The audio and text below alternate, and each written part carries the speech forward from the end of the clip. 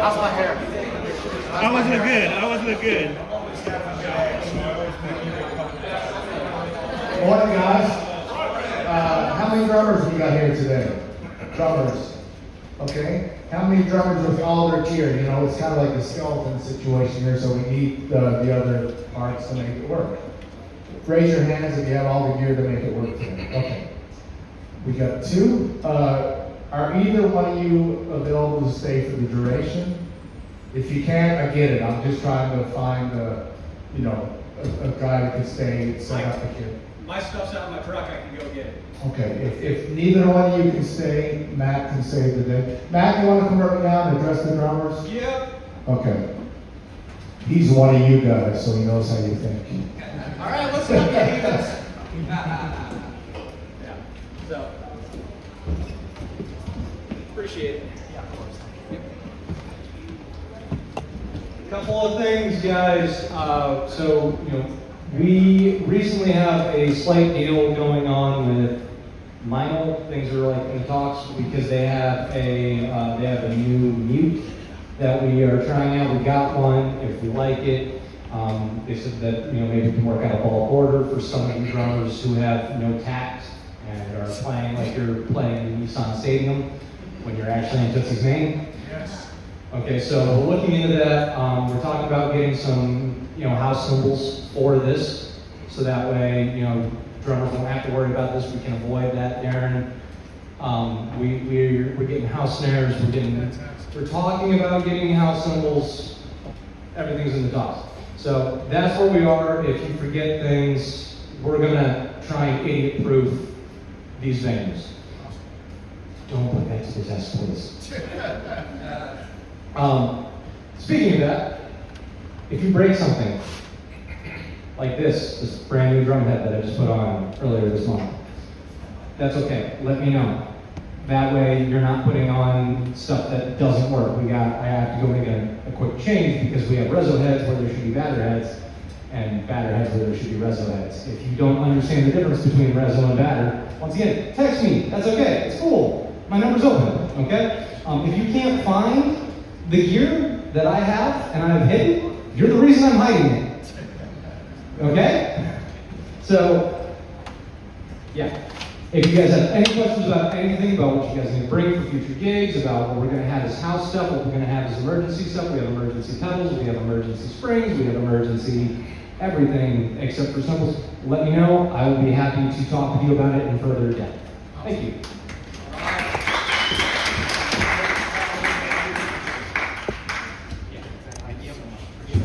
I just got to run out to the truck and get it. That was Matt, the house tech. Very kind. He's going to run to his vehicle and grab the gear so all you drummers can play today. Very kind. If you need his number, just go up and speak to him. He's glad to share it and grateful to do it because he just wants all these kids in the circuit to work for him. Scott, welcome. How you doing, Is this buddy? your first time here? First time. Scott is the assistant to John Taylor, the guy who does all this booking and this opening the panel city thing. He's the guy that makes it work here. He's the feet on the ground in Nashville. Do you want to speak now? Or do you want to get John Brazel to do his thing? Okay. Here it comes. Hey. This is John Brazel. He's in charge of Uncle John's media and recording and such, and he's a very knowledgeable guy. I learn something every week from him. It's good. Well, thanks, Derek. How many recording artists do we have? So what we can offer within the Honky Tonk School is a network of backing bands, mixing engineers, producers, mastering engineers. My job is to connect the best of the Honky Tonk School with all of you who need those services, and we do it at a very affordable rate. And my personal specialty is the rockumentary. So you remember VH1, Behind the Music? I like to do that for artists down here on Broadway, and we've had a lot of success with it. Have combined to the low millions of views so far. If you want to basically film a high quality interview, an acoustic performance, and then some live shots of you playing downtown, that's pretty much what it includes. Or if you're looking to record, I can hook you up with the best producers we have in the network. I'm going to pass around a code, and that's going to allow us to stay in touch. Thanks, guys.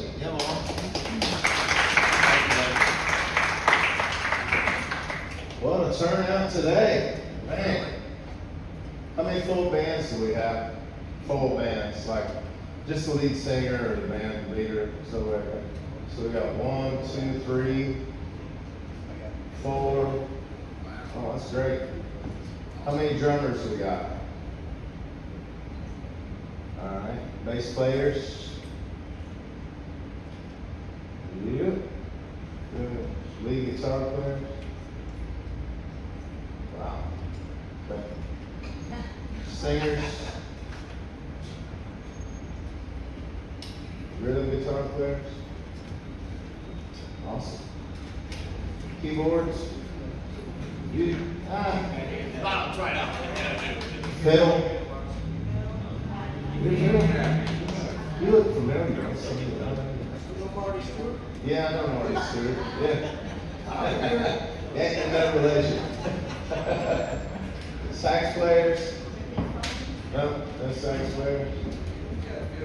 Had a trumpet the other day. Yeah, man, I got all kinds of stuff.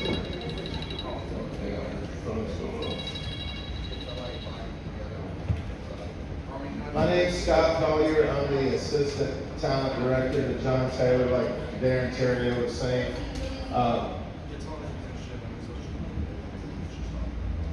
He's done talking to us. Okay, you got it figured out? You good? Okay. All right. 1992, Lower Broadway was a very bad area, so bad that the city was going to tear Tootsie's down. It would have been lost forever. Steve Smith, I named him the Honky Tonk Godfather because he saved it. He camped out in that world famous front room for 3 months. Finally got Tootsie's declared a historical landmark where the city couldn't tear it down. Together, him, Al Ross, John Taylor, Leah Smith, they saved this town.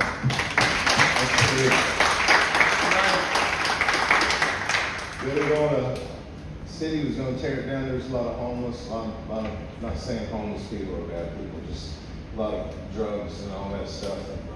So they were going to move all the music to Branson, Missouri. Evidently, Steve didn't hear that commercial that ran trying to get all the bands out there. So he saved it, man. I've been working for him for, shoot, man, I forget, probably close to 20 years, something like that. It's been the longest vacation of my life. I moved here from Southern Ohio. I woke up this morning and I was just like, man, I'm so grateful, so thankful to be my age and to be able to still rock and roll, you know? Still do what I love to do. You know, I just turned 55 years old not too long ago. I'm grandpa and all that stuff, and still get to come down here and just rock and roll all night, party every day. I love it. I think it's some more stuff to say, but I'm gonna bring one of my best buddies up here. Morgan, come on up. She started with Uncle John when she was 15 years old. Wow. She was signed to Curb Records back, what year was you signed? Oh, geez, 2010? 2010, she was signed to Curb Records. Played Grand Ole Opry. Her husband wrote a #1 song for Jake Owen called If I Were Jack and You Were Diane, if you remember that song. Oh, yeah. Wrote that one. Morgan was on The Voice of Blake Shelton. She's done a lot. She's gonna tell you all about it this morning. Ray Frazier.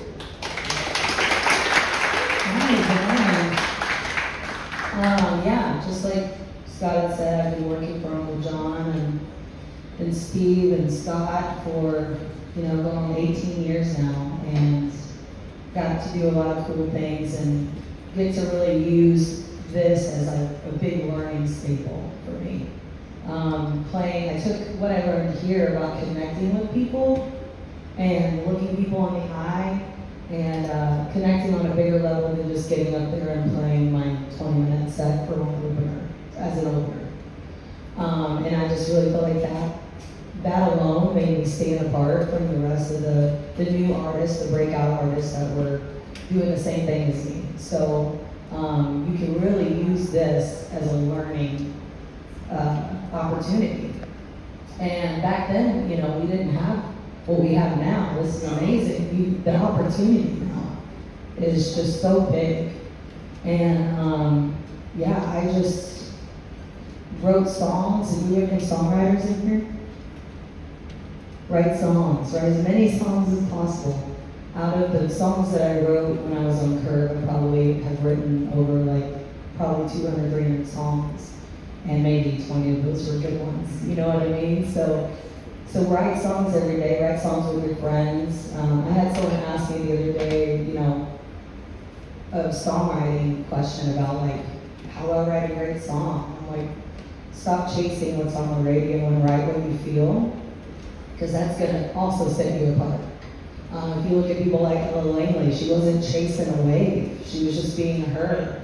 And I think that really shines through. So just be you, you do you. There's a lot of George Straits out there. There's a lot of, artists that they're already there. So just be yourself. Show up, dress up. Show up as a rock star. That's what you want to be, right? So dress the part and just kick some butt. Yeah. Thank you guys.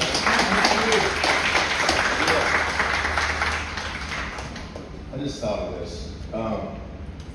Man, I think it's all a visual thing. If you get it in your mind that you're going to make a living at what you love to do, you're going to do it, I was a truck driver before I moved to Nashville.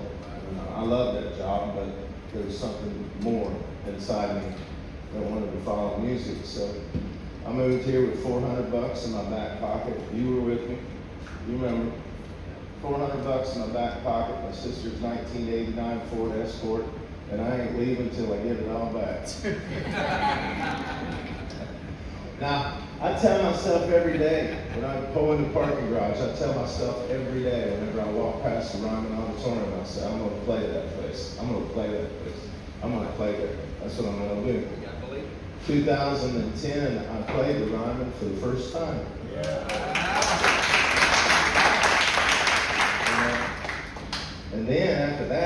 kind of snowballed, man. The next thing you know, I was on a damn airplane flying all over the damn world, making music, you know, making money, making a living, doing what I love to do, and just never quit. I just never looked back. And y'all got that in you too. If you just tell yourself, if you tell yourself that you're not gonna do it, or if there's something in your way, then might as well hang it up and go work at Walmart. You know, it's true. So, Darren, I'm gonna bring you up to talk some, and then you're gonna talk. Dang, shucks. That's good. All right. This is my buddy. He's played, sheesh. Darius Rucker, Rock Me Mama Like a Wagon Wheel. He was with him for a long time. Phil Vassar, one of my favorite songwriters of all time. He played for him. Played the Ryman Auditorium with Mr. Garth Brooks, all that stuff. This is Darren Terrio. Thanks, man.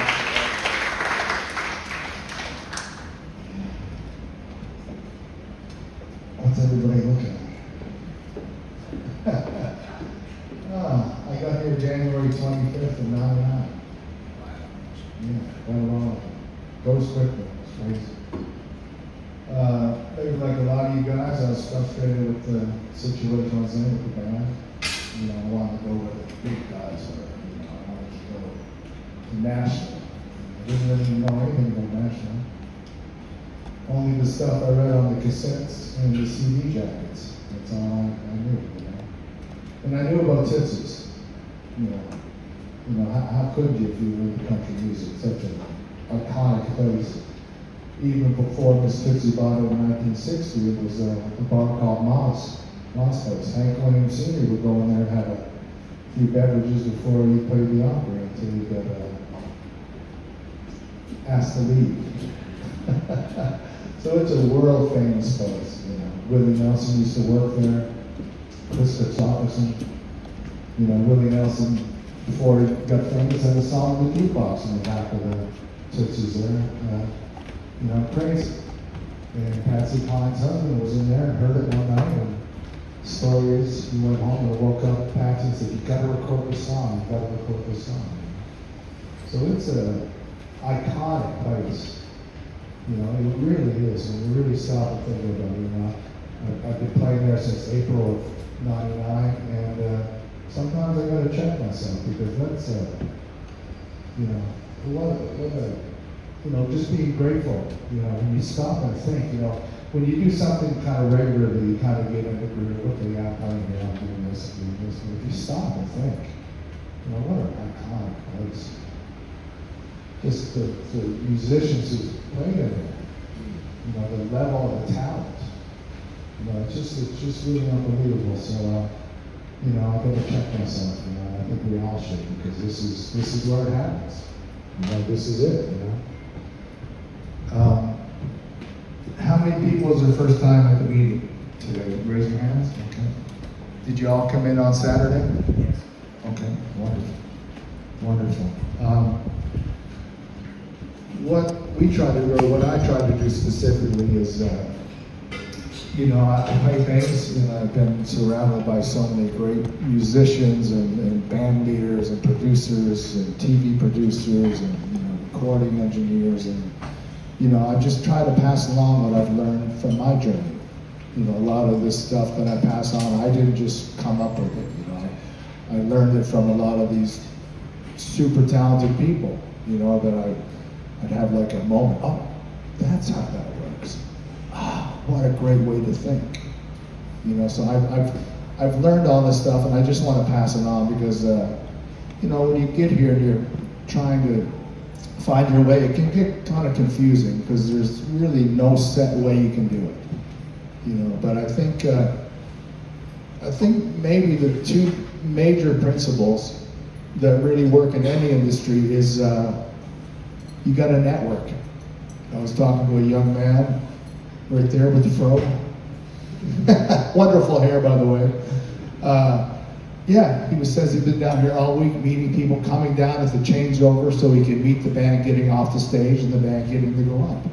And really, that's what you got to do. You got to meet as many people as you can. But also, in the process, you've got to be prepared because when you get that opportunity, and everybody's going to get that opportunity, but are you prepared? you know? Oh, I need a last minute fill in here. Can you come do the gig? I don't really know that many songs. I can't really play that well yet. Or you're gonna say, yes, I know the Broadway set list. I'm 400 songs deep, and I do my homework, and I can do it. All right, great. See you at 6 p.m. So those are the two major things. I think you've got to network, because the more you network, the quicker you're going to get that opportunity. And when that opportunity shows itself, you've got to be ready. That's no bullshit. That's just the truth. Because if you're not ready, you only get, there's no second chances to make a first impression. So if you have that opportunity, you're kind of like hesitant because you don't really know if you're ready, and you're not ready. Well, the people that offered it to you are going to kind of already pigeonhole you, say, okay, he's not, he's not ready. He's not the guy. Who else can we look for? So you gotta do the work now before you get the opportunity. And it's a lot of work, because this street is really like no other. Any other gig, here's a set list, learn your 30, 40 songs, let's go do some gigs. But here, it's a never-ending set list, because the tourists come in here to hear their favorite song, and that's how we make our income, is by doing requests. So it's a never-ending set list. I've been on this street over 27 years playing, and I learned this song this morning. I learned Total Eclipse of the Heart. Yeah. Yes, we had a request the other day for it. Total Eclipse of the Heart. Wow. Yeah. It's kind of comical, but it was a big song. You can see all you guys kind of laugh because you remember the song. I've been here 20 years. I've never heard that. So I on my phone, if the song comes up, I don't know, I just type it in my phone, and my next day off or my morning before I come to do this, I learned it. And that's what allowed me to stay on this street. I'm a pretty good musician, but there's a lot of people better, but you gotta do your homework. And every time you learn a song, you're building equity within yourself. You're making yourself more valuable, because who are you gonna hire? A guy that knows 60 songs or a guy that knows 400? Because you wanna call a song, you wanna know the band knows it. So, you can get in the mindset, oh, we never get a request for that, I'm not gonna work it. If it comes up again, you're not showing a very good side of yourself. You're showing everybody that you really don't care, and maybe you're lazy, or you don't respect the band enough to do your homework. So you gotta do your homework. I still learn multiple songs a week, and I've been here a long time. I travel with different artists that have songs on the radio, but when I wasn't doing that, I just love to play, so I come down here and play, and through the years, I just sort of kept my foot in the door, I think, from learning songs and not stopping, because the set list does change. There's older ones that keep coming up, or there's new ones that just come up, and I think if you want to stay here, you got to do your homework, and I always talk about taking care of the music, and it'll take care of you. A very wise man told me that one time when I first got here. So, anybody have any suggestions of what taking care of the music means? Like, any ideas of what maybe some basic principles? Anybody? Just giving it the time. Yes? Yeah. Don't go about it half-assed, really dive into it. Yeah, for sure. Whole ass. Yeah, you want to do it right. So I'm just going to expand on that. So doing it right is a little bit more than just doing your homework. You got to learn the songs. You gotta have a certain level of facility on your instrument or your vocals. And that's a never-ending thing. You should always, when you're not learning songs, you should try to elevate your status on your instrument or your vocals. You should. It's never-ending. And if you love what you do, it's not work. You know what I mean? Some other basic things about taking care of the music is you got to show up on time. Basic thing that works in any industry.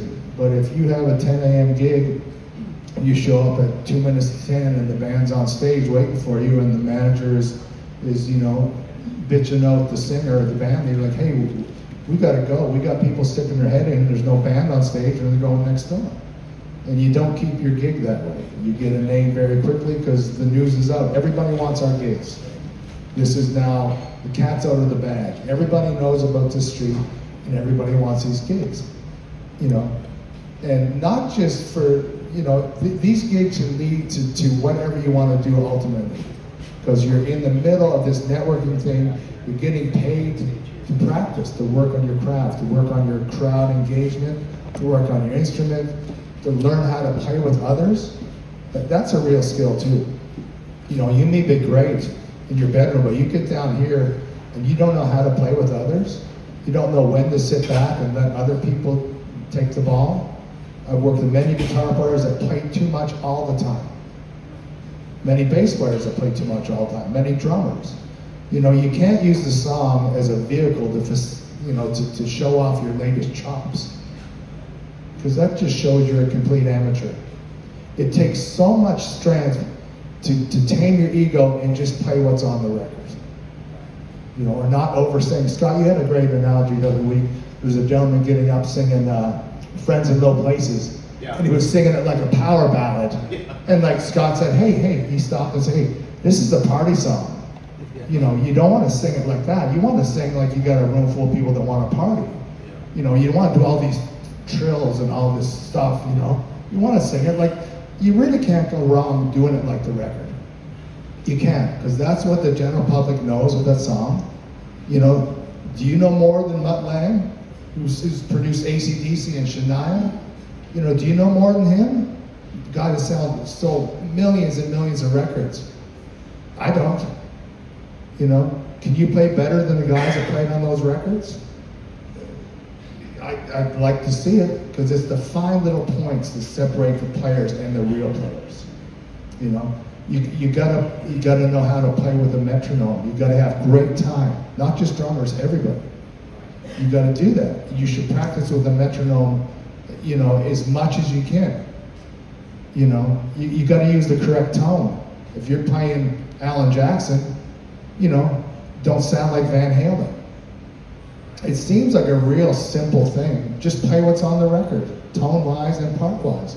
But there's so many people down here with their ego that just want to show off what they do. Do you have the strength to play what's on the record? You know, and if you think it's easy, the guys that play on the records are the best in the world. You know, they really are. They do it all the time, and they're the guys that you see, oh my God. If you ever run into one of those guys and get to hear them to play live, you know, those are the guys. So it's the little details that separate them.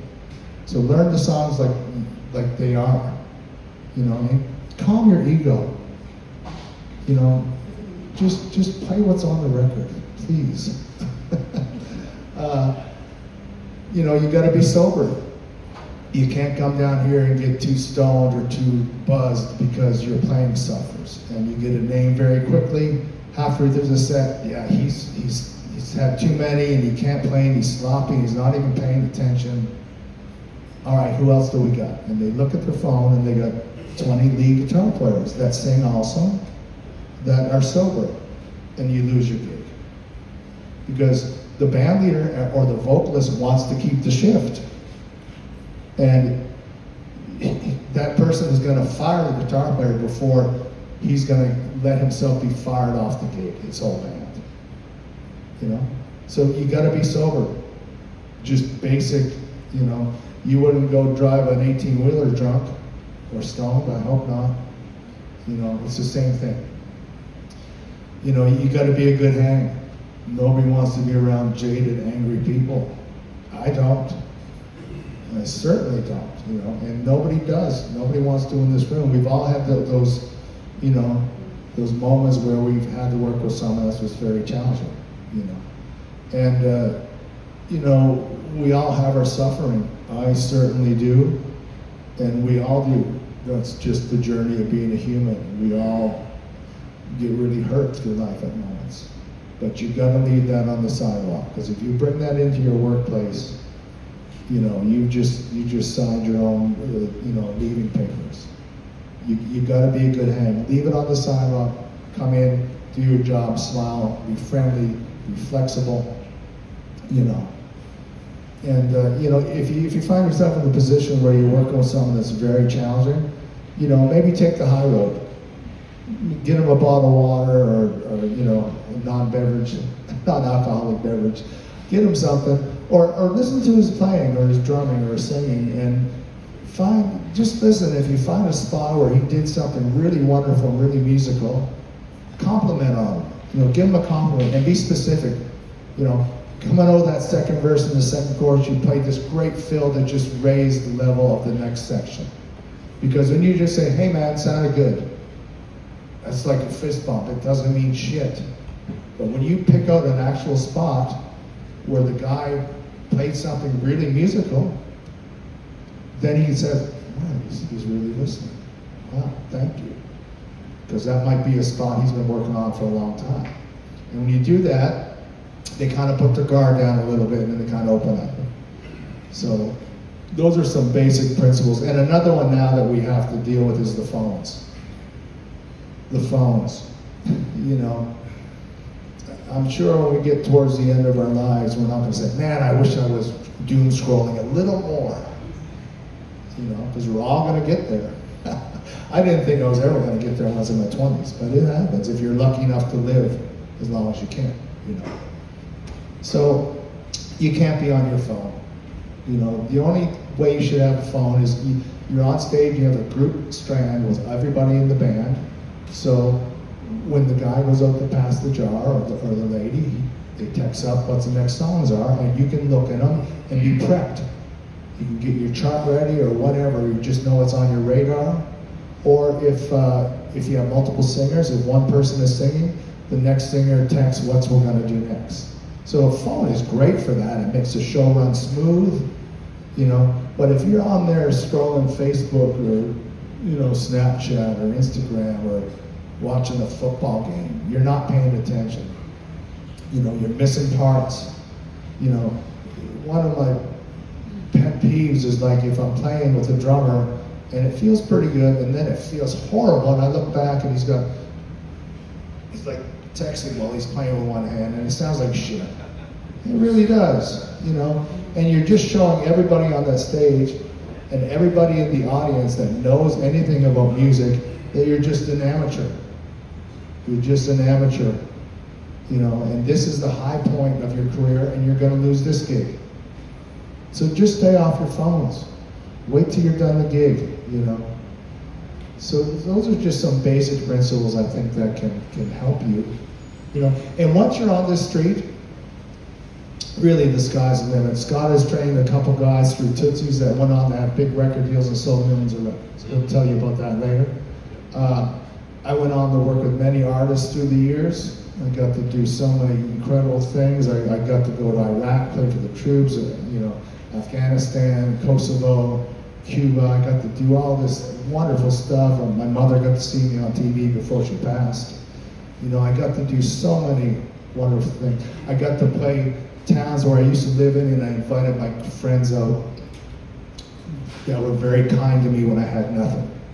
And it felt so good to bring them backstage, put a laminate to bring them back, put a laminate on them, and just to hang out and to meet the artist. And that was because they were so kind to me when I had nothing except a duffel bag and a bass guitar. And to go back into that town and be playing at the arena for 30,000 people and bring them backstage. It was fantastic. It was so good. So you can go wherever you want to, but getting on the street is like ground zero, because you're in the middle of it, you're networking, it's just, get on the street, stay on the street, and then you can go wherever you want. If I can do it, everybody can, So that's just some of my story. And when you guys get up here today, if I stop you, if I say, hey, hold on. I'm not trying to be an ass. I really want to give you real information. I just want to give you a fist bump. Hey, sounded good, and never call you and never you don't have a chance.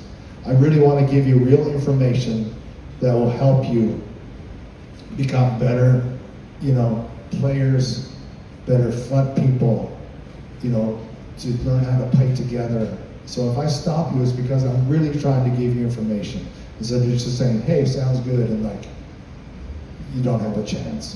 And I don't know it all. I'm still learning, but there's a few things I've learned from others that I do want to share with you.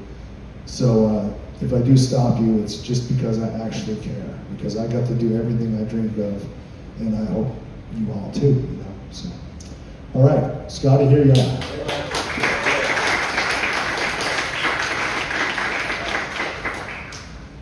Surround yourself with winners, and you'll become a winner.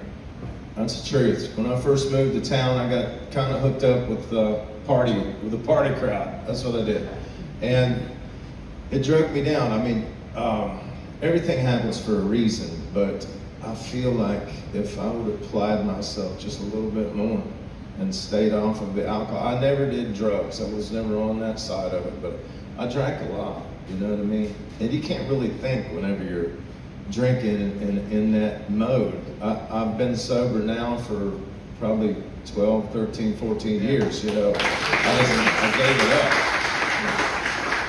I had to because I didn't want to go back to my hometown, and I wanted to stay here and make music, and that was the one thing that held me back. So I quit all that and surrounded myself with winners. I surrounded myself around Steve Smith. I surrounded myself around Uncle John, and I just tried to learn everything that they told me. I just tried to be a sponge, and I just wanted knowledge. Brings up a point. There was a young man, his name's Tim Duggar. He was signed to Curb Records with you, And Tim, I've known him since he's 15 years old. And Tootsie's has a race car, that, NASCAR and all that stuff. So they did a race over here at the fairgrounds, and I went over, and of course Tootsie's had their VIP party section and all that. I was up in there with my son, and I looked over, and Tim Duggar was standing there.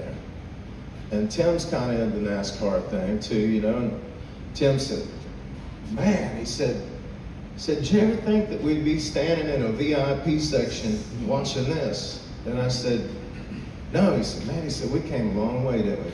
I said, yeah. I said, man, I'm looking forward to meeting Dale Earnhardt Jr.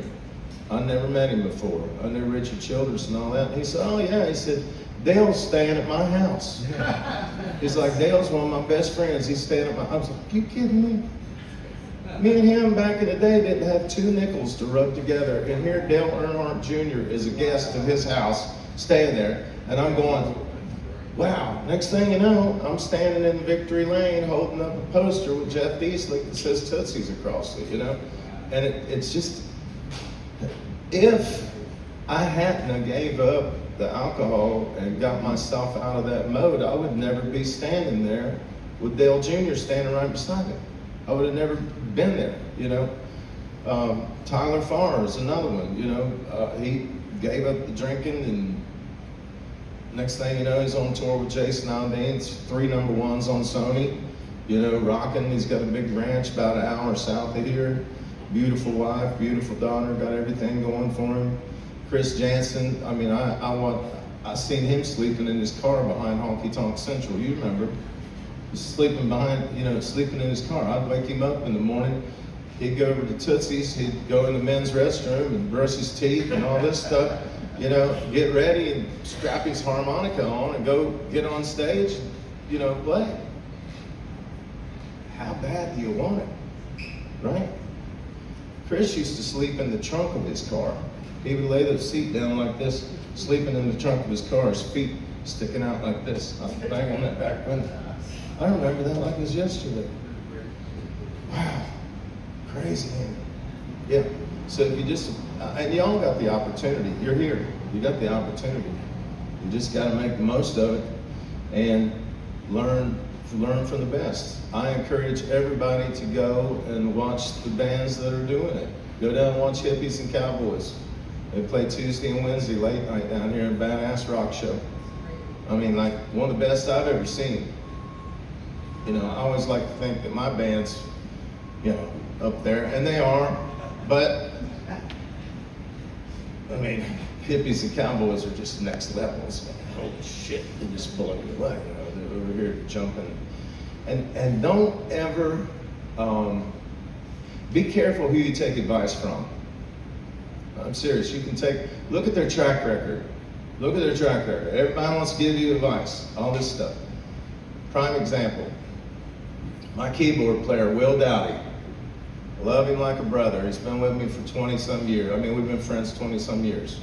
You know, and one day I'm down here singing, and he's pulling me to the side, and he's like, Scott, you should try this. And I'm like, here I am on this stage. You're playing keyboards in my band telling me how to do my job. That was in my head. And then I go to the studio with him, and he's like, you need to sing this part higher. And I'm like, why are you telling me what to do, you know? And then I put myself in check, and I'm like, wait a minute. This dude's played on hit records. This guy has toured the world with the rock band Poison. This guy has played arenas. This guy, you know, is friends with freaking Brantley Gilbert, and he was on the phone with them, Phil Collin, the lead guitar player for Def Leppard, when we were in the back alley. I mean, he surrounded himself with winners, you know what I mean? So I put myself in check real quick, and I became humble, and I'm like, okay, Will, tell me what you're getting at. You know? God, if you stop learning, you're done. Go do something else, right? If you already think you've made it, I mean, like you already think you're better than everybody, see you later. Go do something. This job is all about learning. You learn every day. It's not just a, you know, okay, I learned that song, whatever. You gotta learn every day. I'm gonna bring Chelsea up real quick. Is that cool? She's gonna talk about something. I don't know what she's talking about. Surprise. She's gonna say something, and then Anita's gonna say something, then we're gonna make some music. Where's all the happy people at? Yo, man.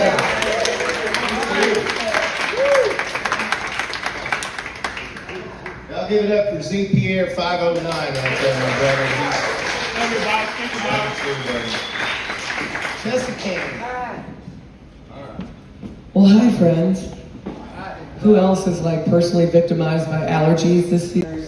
I met Steve and Leah when they bought the country club like 9 years ago, and they said, you're gonna go open Kid Rocks and be a lead bartender. So that's how I met Scott, Aaron, Morgan, Anita. So I was just a bartender, just a home bartender. And I don't know how it started, but I was like, hey, throw me a microphone, let me get on top of the bar and live my Coyote Ugly fantasy. And I did that with your band every day. Yeah. And it was either you or somebody's like, hey, you don't suck, you're pretty good at this, you should try to do this. Yeah. And I got my opportunity in 2020.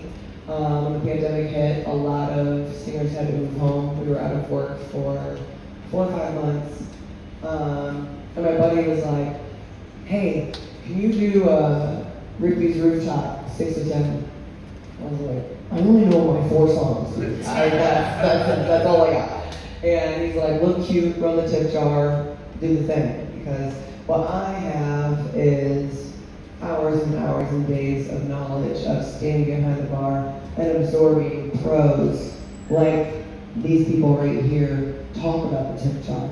Yes, the music is really important, but I think what's just as important in our jobs in this tourist town is connecting with tourists. People don't tip anymore because they're nice. People tip because they feel something, and you need to make sure that you make them feel something. Look them in the eyes, just like what I was talking about. Before you go out there with the tip jar, always do a song that everybody's gonna know, because that way you can look at every person sitting there and have that moment, because they're on vacation. Everybody's on vacation, everybody's having a good time, so you need to be on that level. Like Darren said, ego at the door. I'll sing Man, I Feel Like a Woman 5 times if you can't get any $20 to do it. We're up here to make money, but we're up here to make sure that the tourists have a good time. Because when you hit the crowd with the tip jar, you do your song, everybody claps. And just like some tips, what I like to do is I go, everybody, my name is Chelsea. Can you say hi, Chelsea? So everyone say, hi, Chelsea. And if they don't go loud enough, I'm like, do it again. You know, be fun, be sassy. Then I say, I'm gonna be that tall bitch walking around with a tip jar. You know the drill, okay? So you make it known. You know, you make a joke. This town is very expensive. A lot of people aren't excited about the $9 beers and the $14 cocktails. So make a joke about it. You know, like I say for Holler and Swallers. Everybody put your drinks up, front, back, side to side. I got this one from you. If you don't have a drink, hold up a ketchup bottle or your favorite finger. Do that. But I always say, come on, be proud of those $9 drinks. Come on, be proud. But I go out there, so you already make a joke, you make them laugh, you look them in the eye. So you hit the crowd. You do not need, you have that huge gallon tip jar, they know the drill. You go there, you don't say, hi guys, you want to tip the band. They know what you're doing. So you say, how you guys doing today? Where are you guys from? Oh, well, we're celebrating anything. So if they don't move their hand yet to their wallet, you know, because you got to suss them out. Then you say, would you like to support live music and tip the band?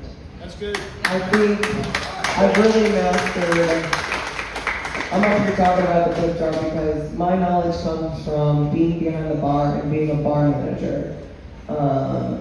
People are already feeling gouged, so the last thing they want to do is be heckled by a tip jar. So say that group just didn't want to tip, then that's when you say, that's okay, this town takes all my money too, just sing along if I need you. Just like, smooth it over, don't just be like, okay, go on. Which sometimes I don't have the energy, depending on what time of night, maybe I'll do that. But you need to make them feel comfortable in how you talk about money. I mean, money is awkward anyways. And I make that joke too, like, it's only as awkward as you make it, you know? Or if you think we're doing a good job tonight, drop a couple bucks. If you think we suck, drop more in there. This town's expensive to take lessons, so you gotta go around it. Or, you know, somebody goes, I don't have cash. Well, we take Venmo, baby. We're high-tech hillbillies up here, come on. So it's like, you just redirect it. Or one of my favorite lines, if you go up to a table and nobody looks at you and they're on their phones, I go, oh my God, I'm so sorry, do you speak English? And then they're like, yeah, you know. So you just kind of break them down a little bit. It is awkward, everyone's tired of tipping so much. So you just kind of got to break them down like that. What else am I thinking? Oh yes. And leads, like, look the part, dress the part. It's so fun. And when you exude that you're just having fun, then the crowd has fun. I've gotten so many, like, compliments from tables saying, like, I can tell you're just up there having the time of your life. And I really am, because I wasn't raised a singer. I'm so grateful that I'm singing at the most famous Honky Tonks. And it's because I'm learning from the best, and I did behind the bar for so long. And from a bar manager, it's been especially hard in the tipping culture for us. And, you know, broadcast musicians, that's what we are. But I think the most important part of what we do is just to make sure that the tourists have fun and feel comfortable. And you evoke an emotion, whether it's them laughing with your jokes or just singing their favorite song.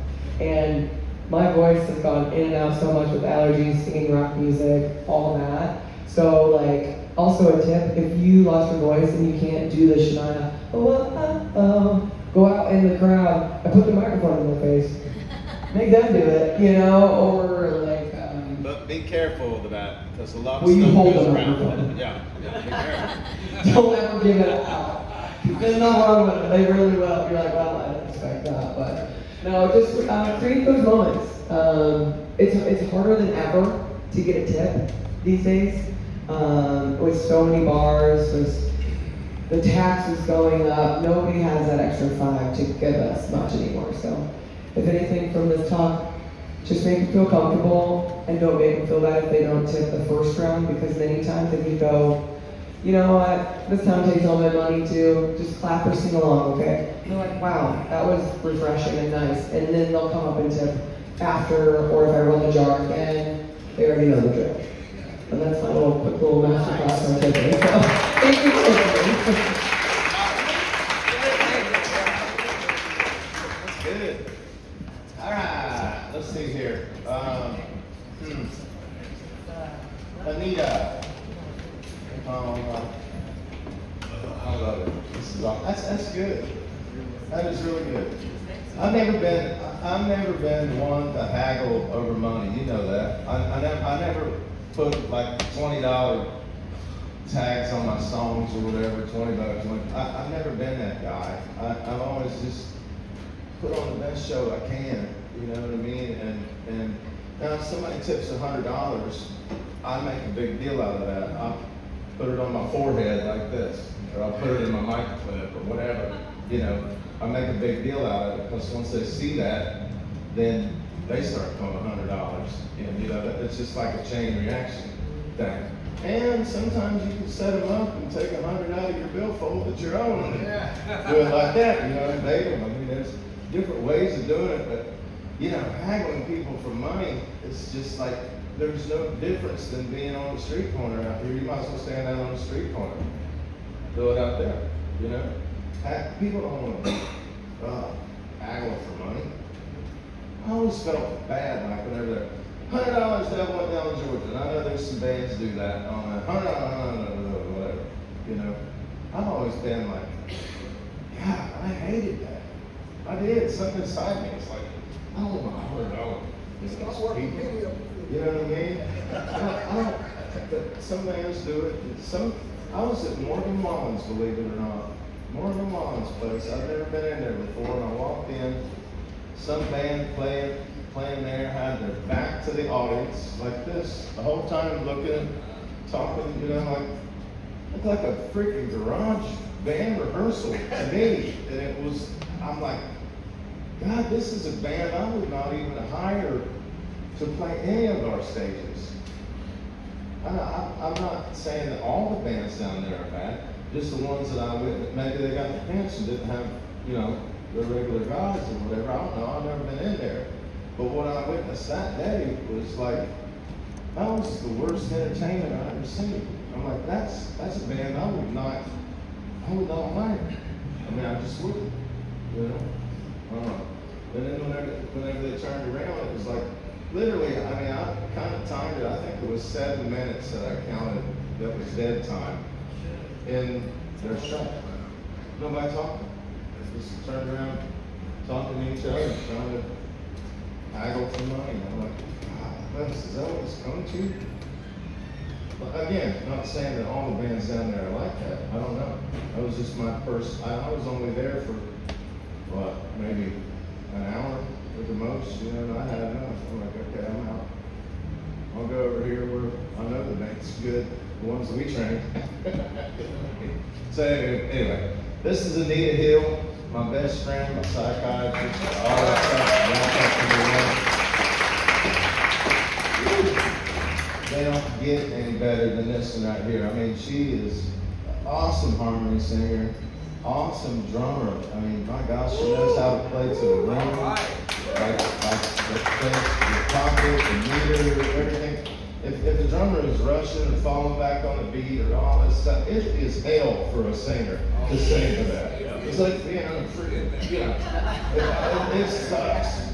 Because you're singing, the singer's singing the pocket and singing to the downbeat of the snare. And that's what I keep my time with my rhythm. And if somebody is just, you know, doing this shit, so she don't do that. She's steady as a rock. That's what you want. Listen to me.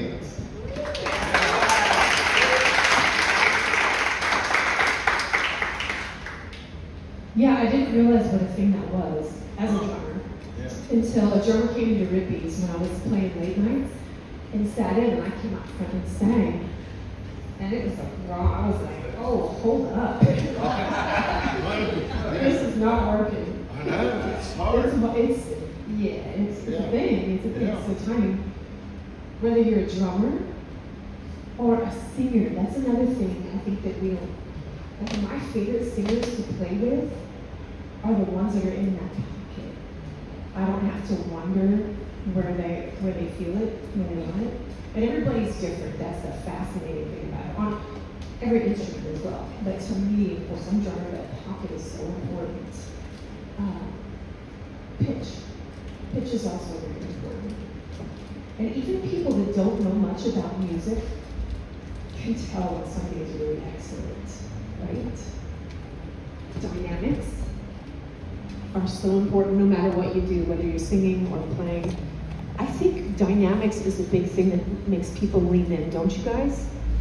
And a singer can be just amazing and just be able to just peel the paint off the walls. But if they're doing that the whole time, you just lose them, right? You have to have those dynamics in everything you do, as a matter of fact, right? My goodness. Show up, dress up. I love that.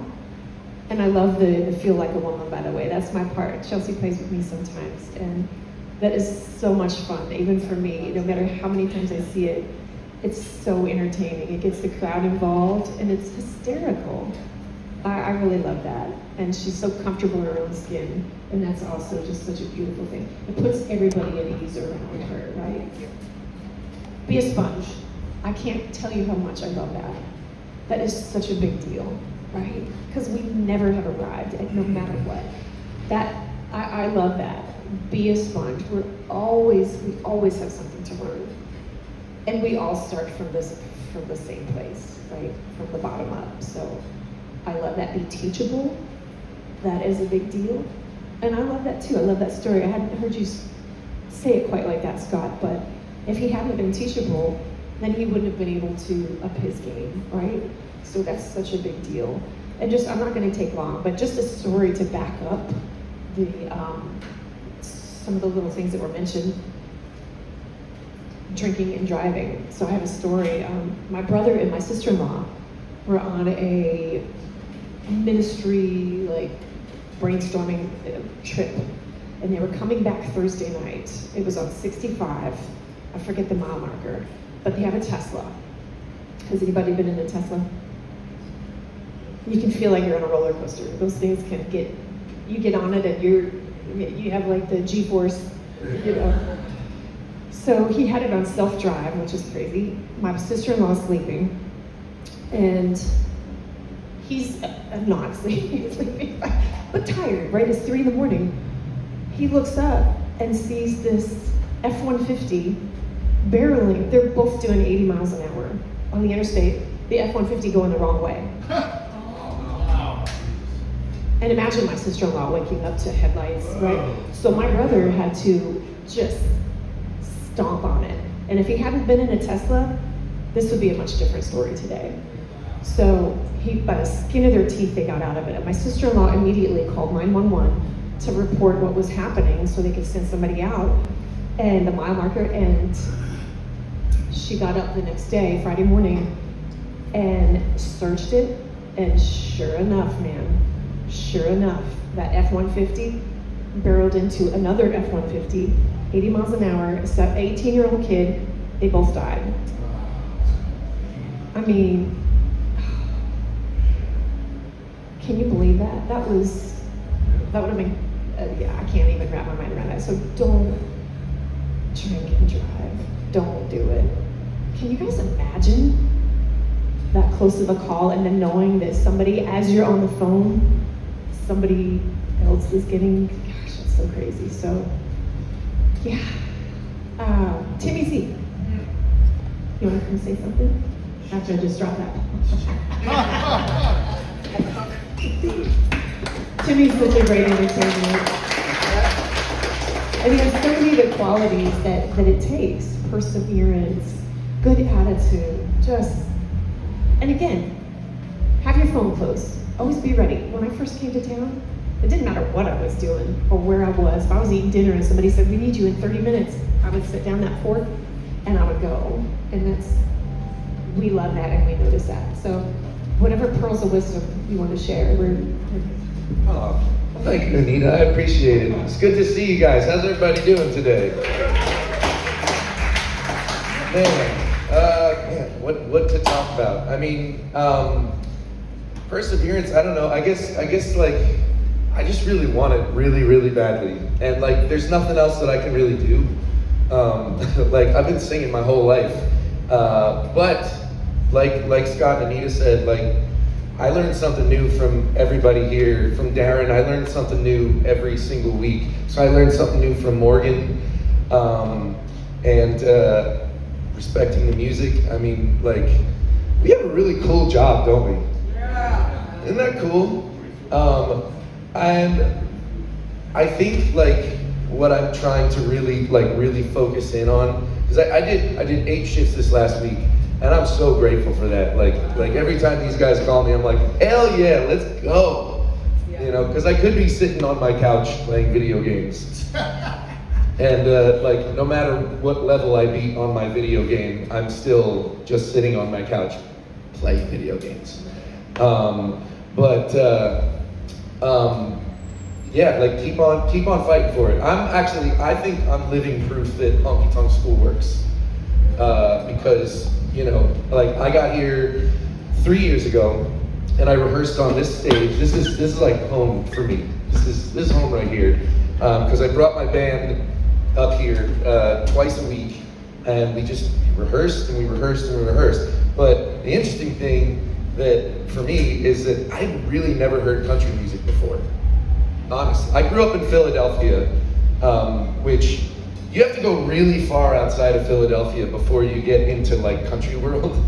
It's there, trust me, it's there. But like I've been learning a lot of country playing with Darren, and it's really special. It's actually really cool because I'm a rock and roller, but like to sit back in the groove of country music. Like we were playing Chasing That Neon Rainbow, and like I was listening to Alan Jackson, and you're thinking, I fell into this trap. I did. I will be transparent here. I fell into this trap of thinking, man, this stuff is so easy.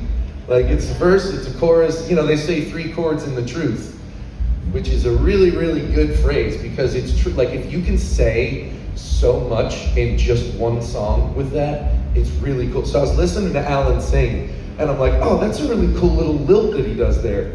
And wait, that's also a really cool little, like the way he phrases it. And then I got to the end of it, and I'm like, holy crap, this song is really hard to sing. Like it's actually really hard.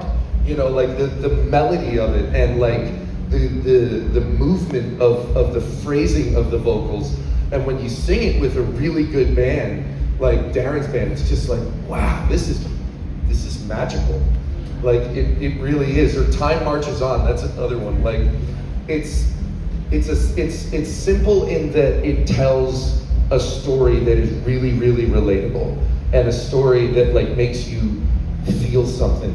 You know, like by the end, when it's, you know, dad is in the ground beneath the maple tree. It's like, dude, how did you come up with that? Like, what made you sit down and write a song literally about time and the movement of time through our lives?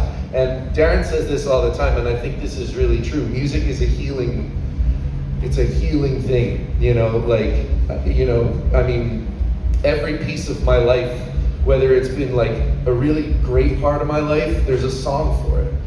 Or every rough part of my life, there's a song for it. You know, I mean, like the loneliest moment I ever had that I could think of was I was on a cruise ship. I used to work on cruise ships, and it was Christmas. When you're at sea, you know, you can't really use your phone, you can't talk to your family, and I'm sitting up there, and the ocean is a wild place. The ocean is crazy. It's really beautiful when you're at the beach and you're like looking at but when you're in the middle of the Atlantic Ocean and you're looking out there, it's actually scarier than a desert, because like you could survive in like for like a couple of weeks in the desert, you could survive for a couple of minutes in the ocean. You know, and you're just looking around and you're like, all I see is water. Like if the world were to go to nuclear war, I would see the missiles pass over my head and be like, well, what's for lunch today? You know, but then I was listening to this song called Fairy Tale of New York. And like, for some reason, I felt okay. And then I came back for Christmas the following year and I sang it to my mom, and now that's like me and my mom's Christmas song. You know? So it's like, I don't know, there's something really special about music and the fact that we get to do it. I'm just really grateful to be here and get to do it. And I thank Anita and Scott and Darren for, giving me the opportunity. Because, I mean, like, these guys have been doing this. I mean, Darren, you said you came in, you've been here 27, you came in 99, right? I was 11, you know? I'm gonna be 40 in a couple of weeks, believe it or not. But I was 11, so like learning from all you guys, like, and I learned every single week, and I'm getting better at it every single week. And I hope that I can eventually be like you guys and give, the stuff that I've learned from you guys on. So pay attention to these guys and gals, because they know what they're doing. And let's have a great week, everybody.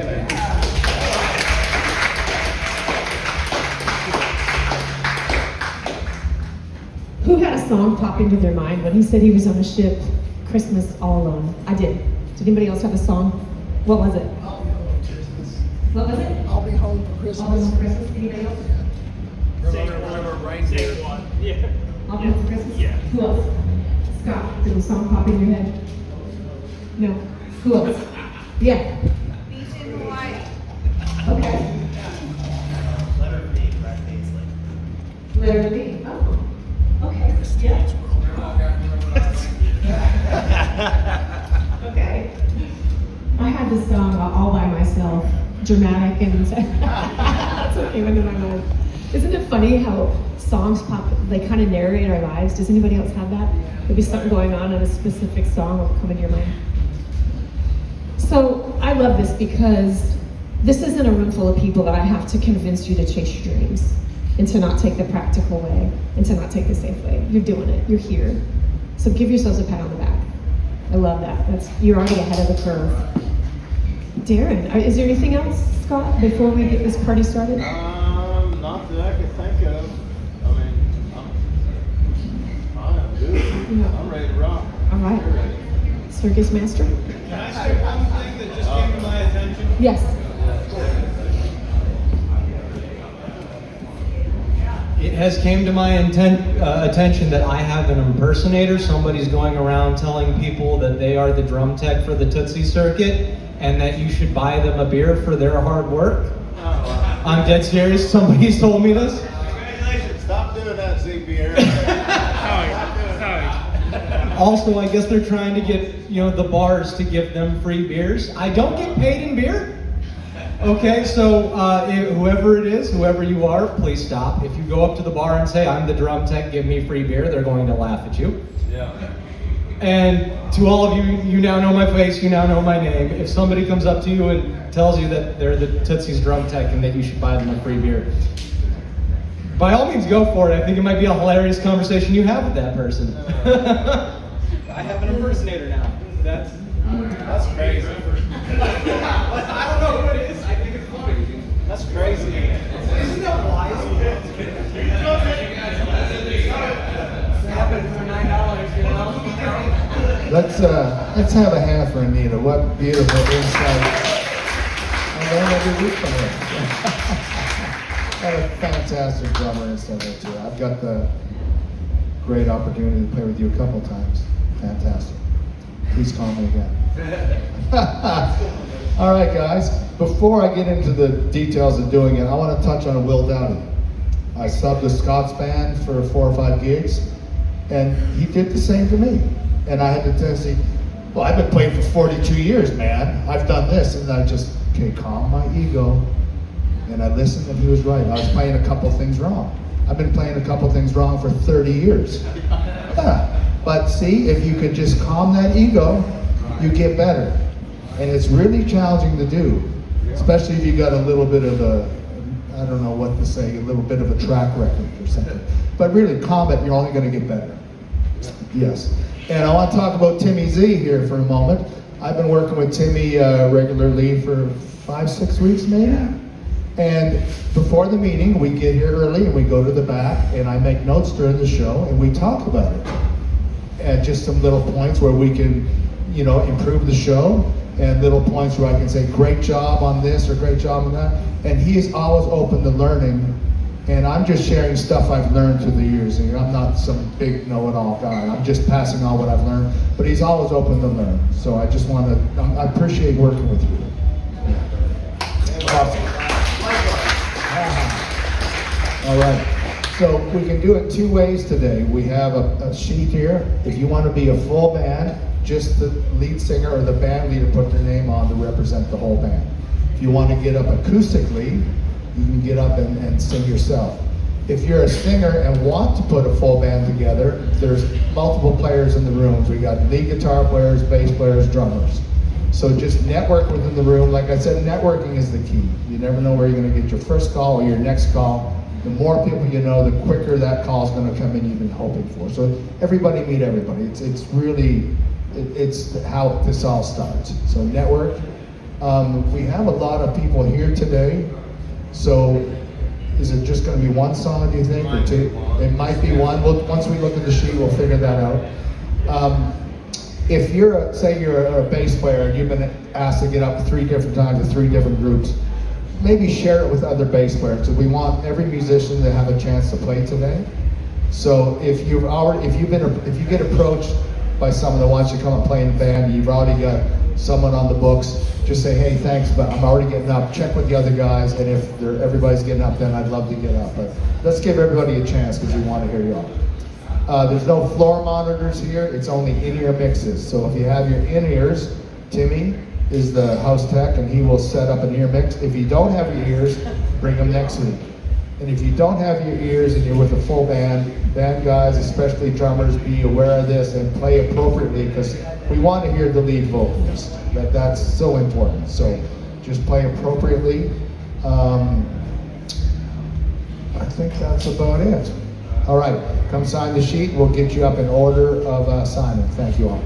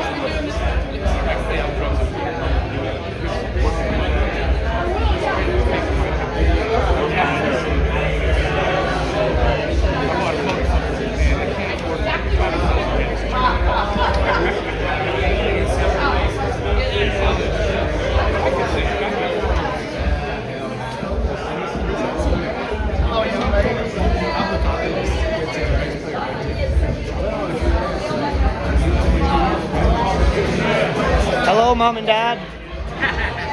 They watch every week. Don't get the songs. I have to text them right before I go on every time.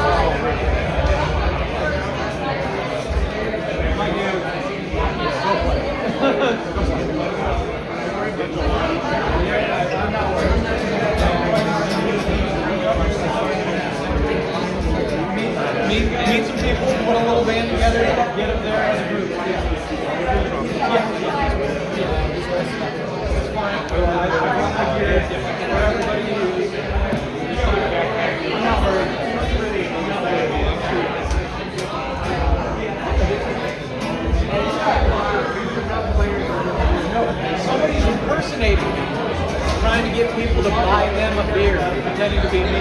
They're coming up to people going, "Hi, I'm contact for this. You should buy me a beer for all the hard work." I have no idea. But I told me that I think it's fucking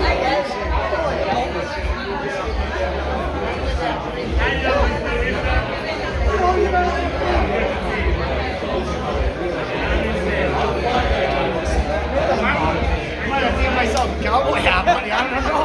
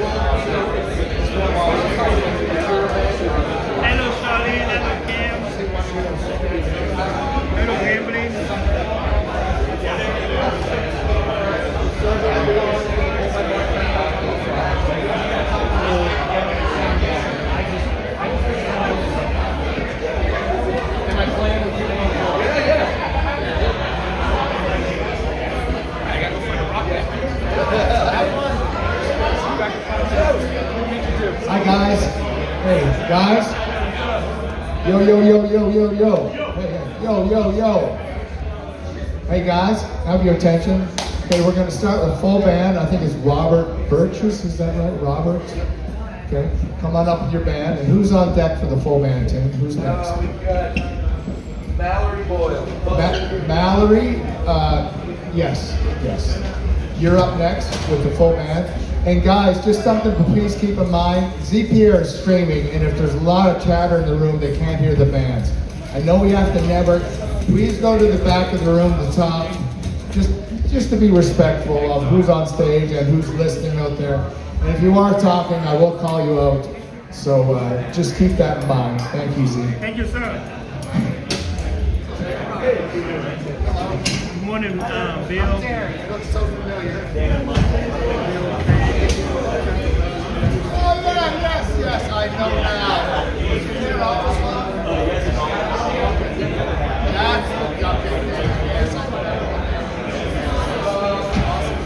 How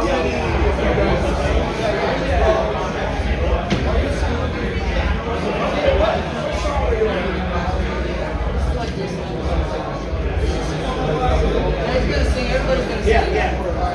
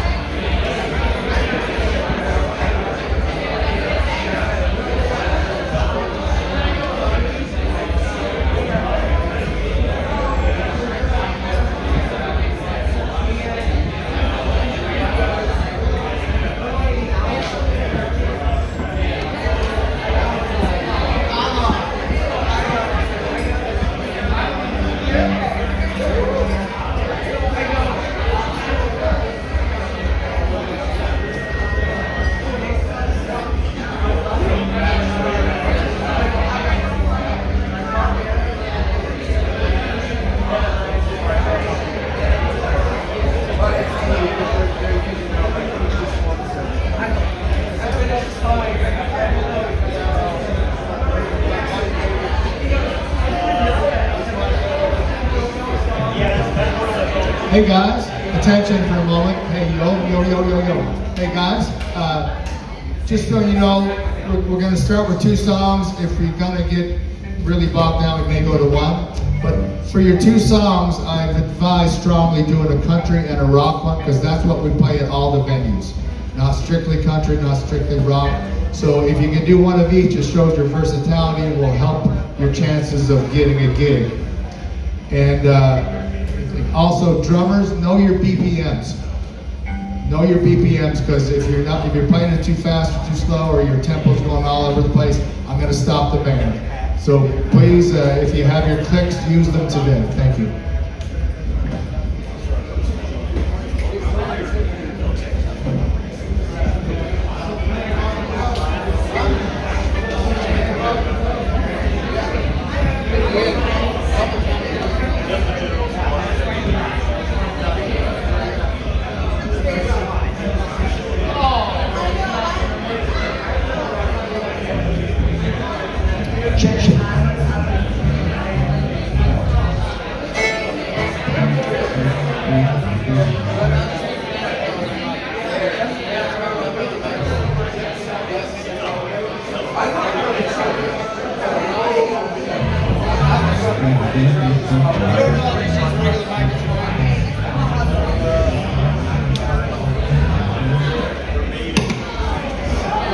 Check, what's on?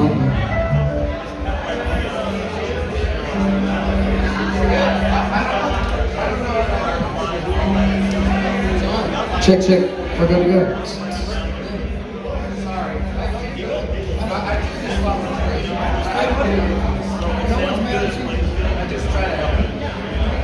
Check, 1 2 1 2, check 1 2, check 1 2 1 2. Yep. Check 1 2 1 2 1 2.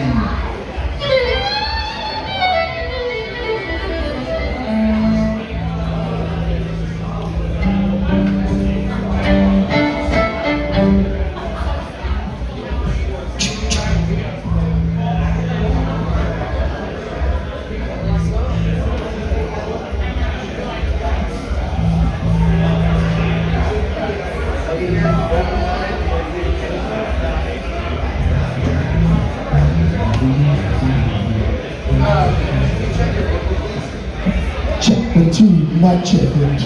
Check in 1 2. Check 1 2, mic check 1 2. SO58's been dropped about 50 times. Check. Check.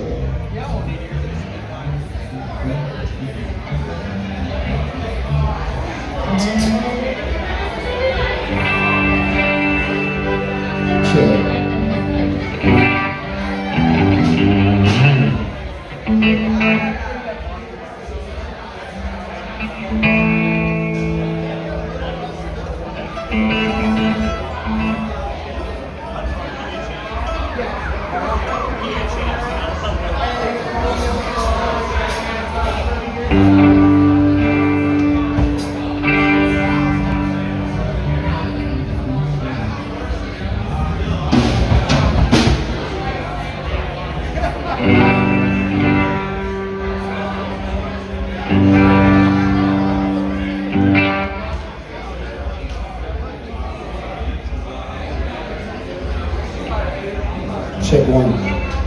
Yeah.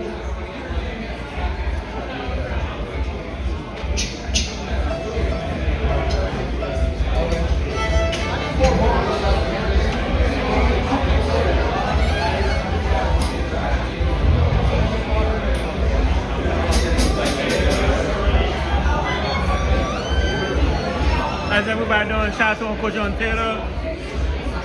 Shout out to my guy Pierce. Say out to the people, man. What's up, guys? How y'all doing? Good to see ya. Amen. Check. Check.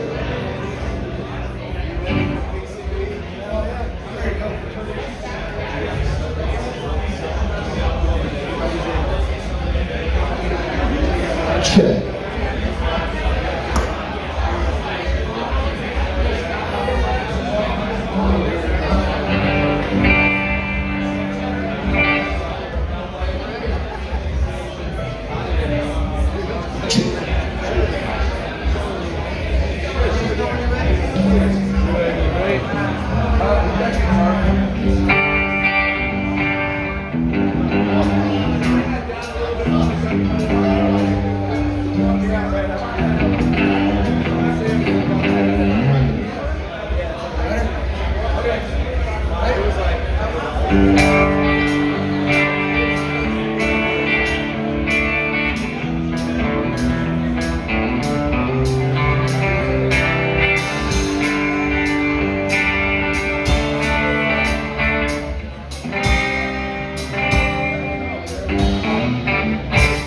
down a backwoods, Tennessee byway. One on the wheel, holding my lover with the other.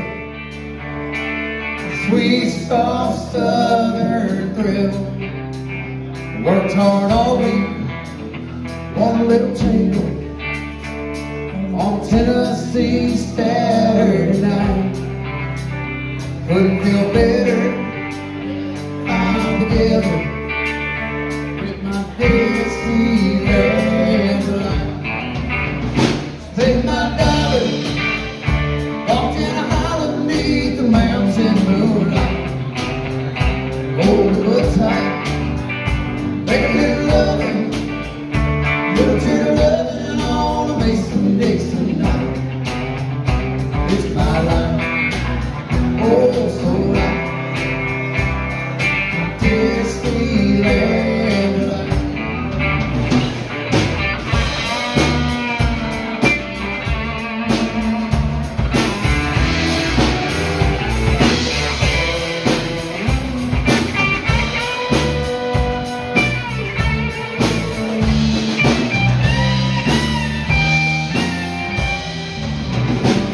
Tail buck deer. Chatter in the rooms here. Are they too loud? Hey, everybody.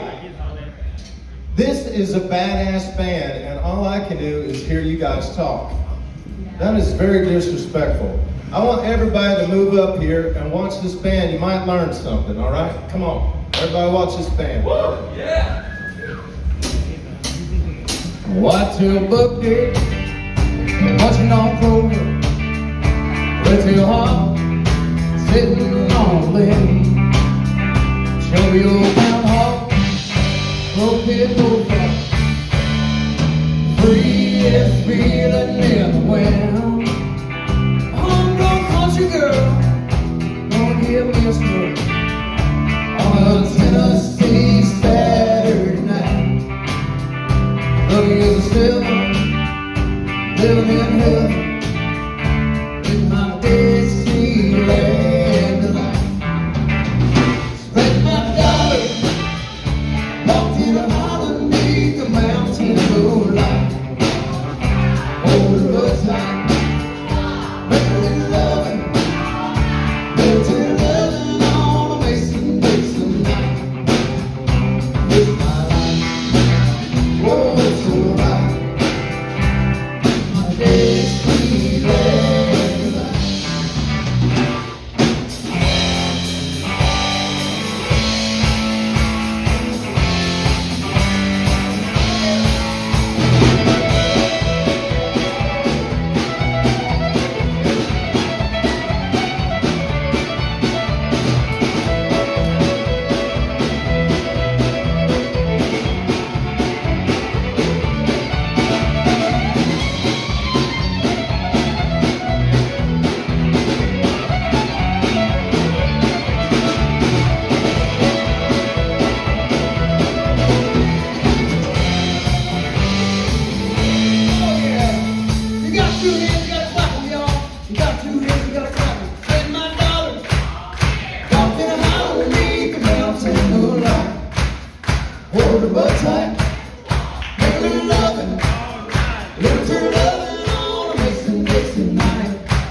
It's my life. Oh, it's so right.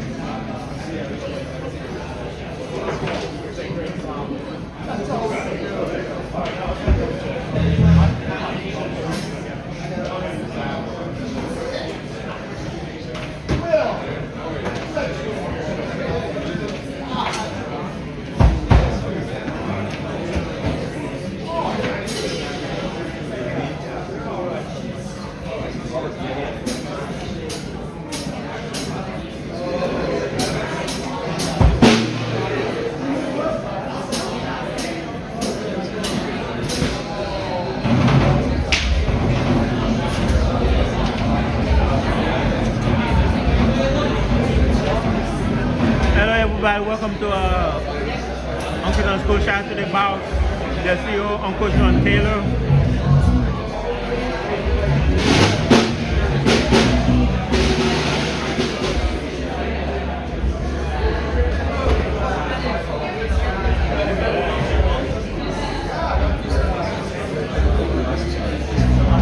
Good morning, JW.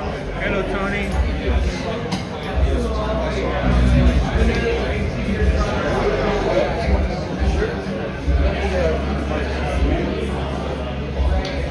Hello, George.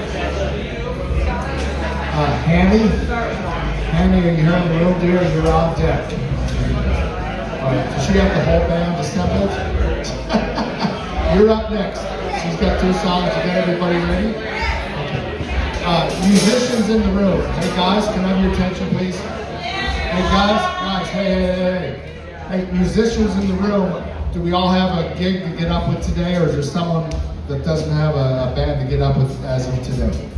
Please raise your hand if you don't have a gig. Okay. What do you play? Okay. Which one are you going to play today? Okay. Yourself next to him? No. What do you play? Guitar and sing. So you need a band to back you, or you? I don't need one, but I'm happy to have one. Okay. If you want one, find them. If not, you can get up acoustic. All right.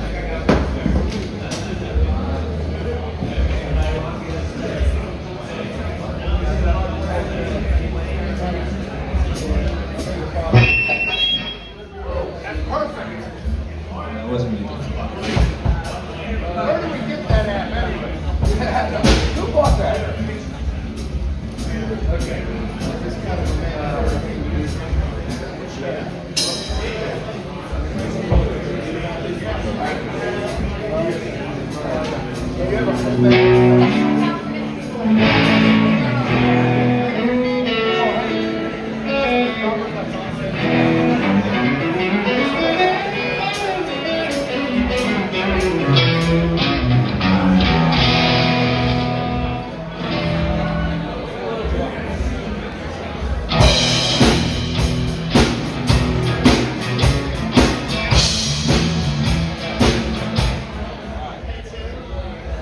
Okay.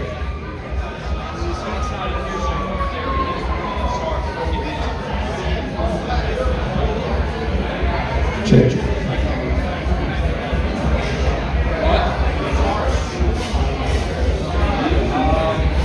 Max, the guitar's too loud in his ears.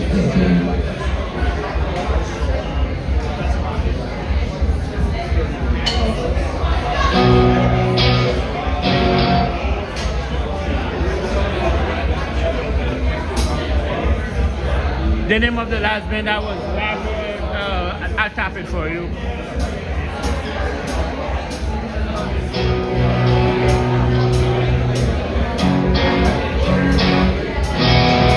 Or better yet, it was this guy.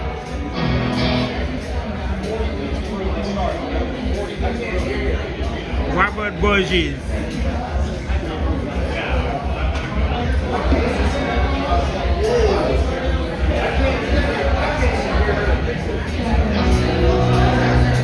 Guys, if you're gonna...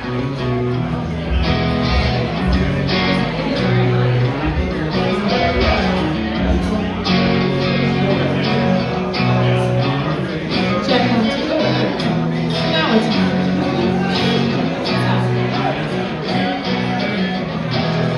hello.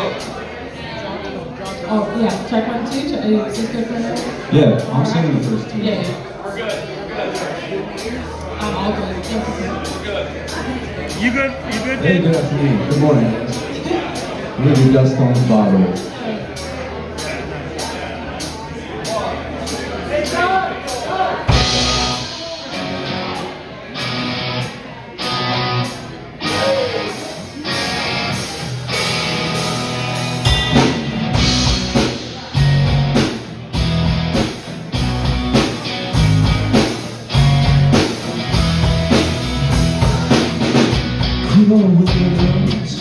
You gotta do maybe right, nobody I know.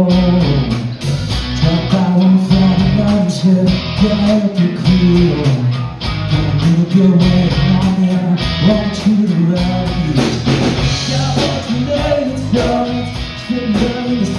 Reach for the car, words every time on the ride. Yeah, in my head, we're just on the bottom. Don't let it fool you, don't get inside. In my head, we're just on the bottom. It's one of those things that gets me every time. We give our first wings right, hold up the driveway. Our homes race from us to fly through the sky. We over here, till down the road. Watch things fly over the blue red sky. He's on the forest, he's on the treasure. It's just been waiting for my life tonight. My day, we're just on the bottom. Don't let it fool you, don't inside. My day, we're just on the bottom. It's one of those things that give me time.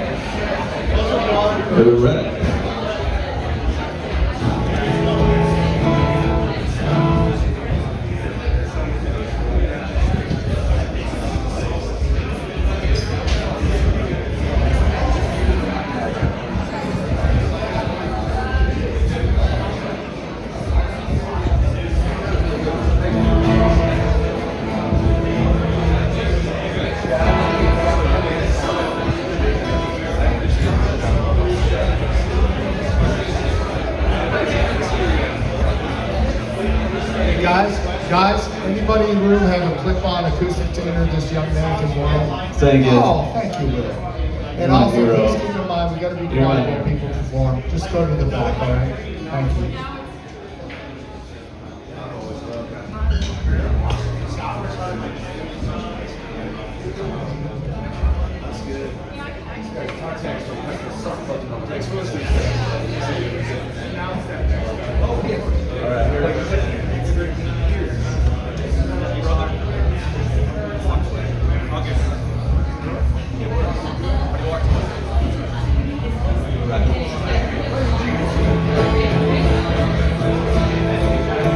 Alright, good?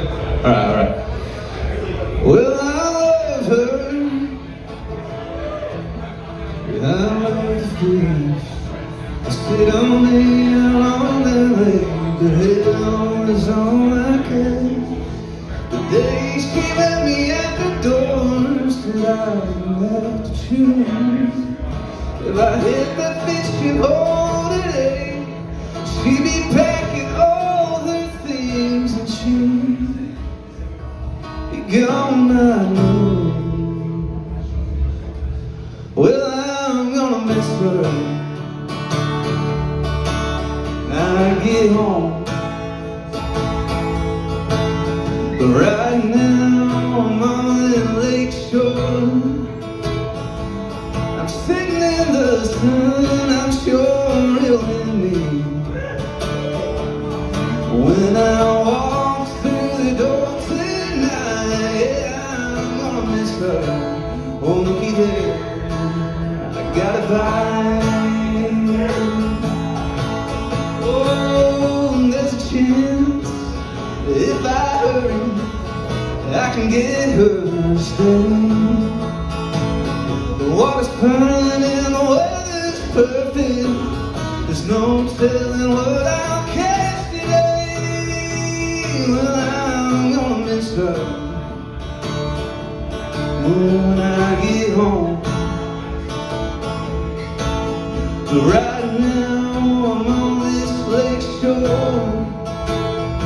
I'm sitting in the sun, I'm sure it'll hit me when I walk through the door tonight. I'm gonna miss her. Looky there, I gotta buy. Yeah, I'm gonna miss her. Oh, looky there, I gotta buy.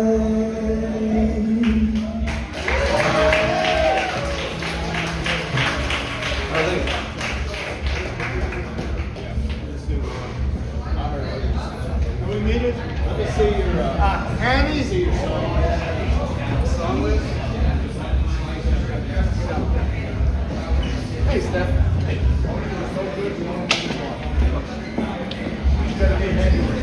All right, let me see your song.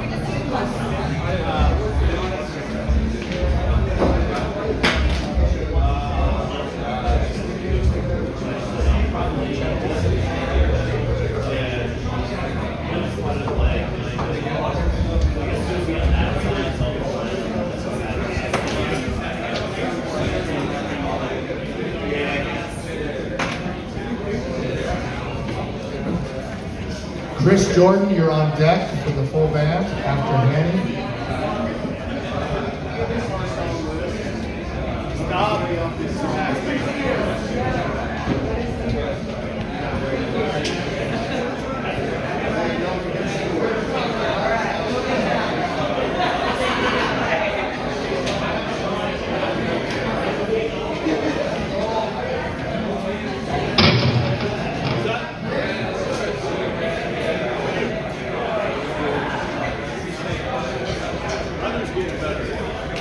Haven't been here in a while.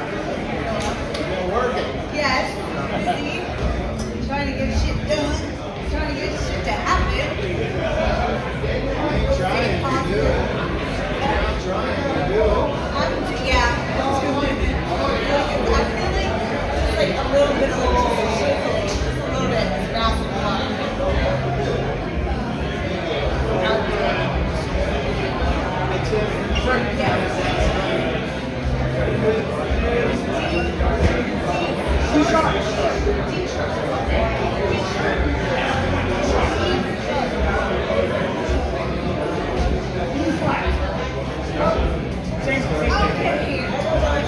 but like that makes it the same thing.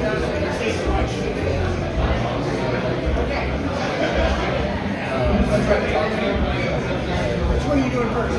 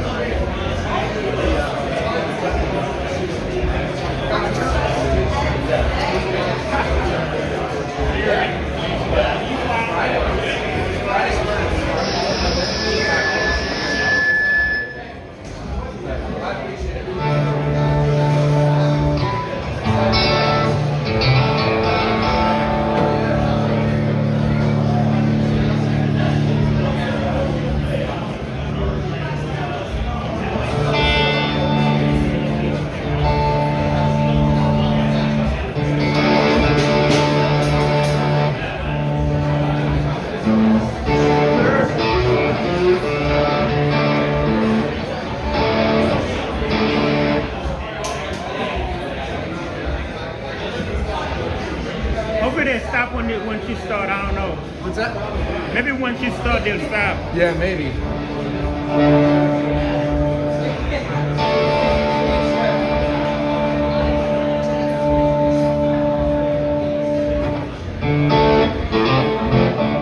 that too much time?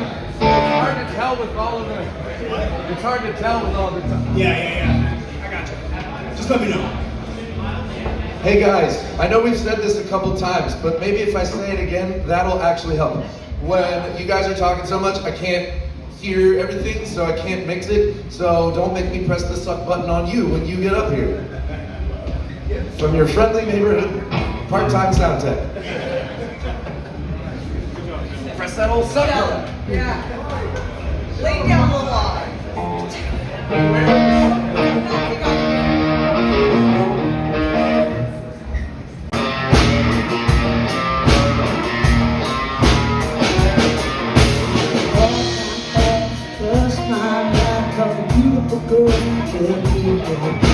Drugs break down, dogs run off, politicians lie, they divide and but the people out here they ain't much paid, and they're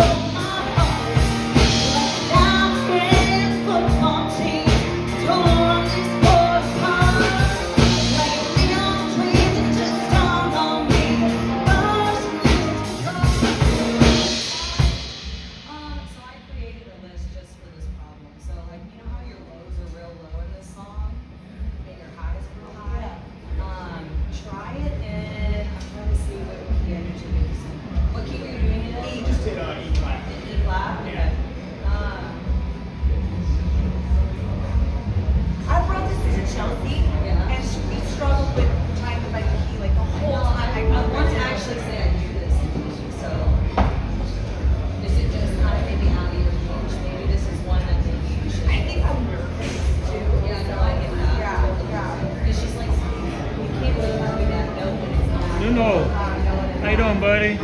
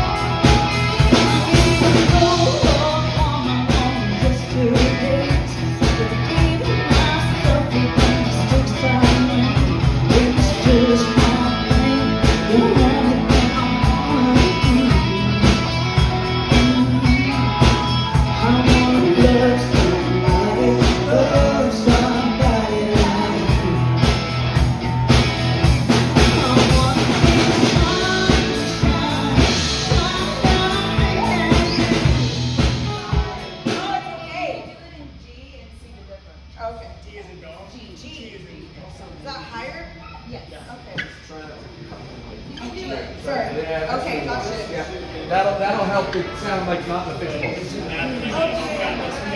Okay. These male songs are hard.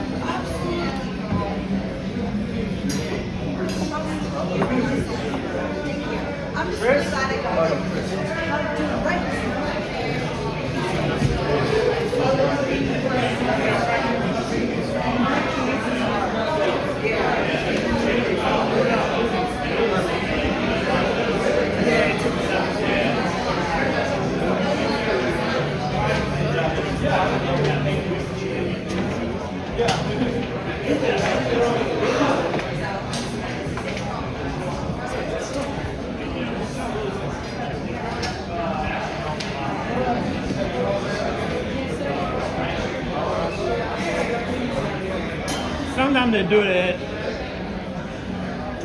Just a lot of people here.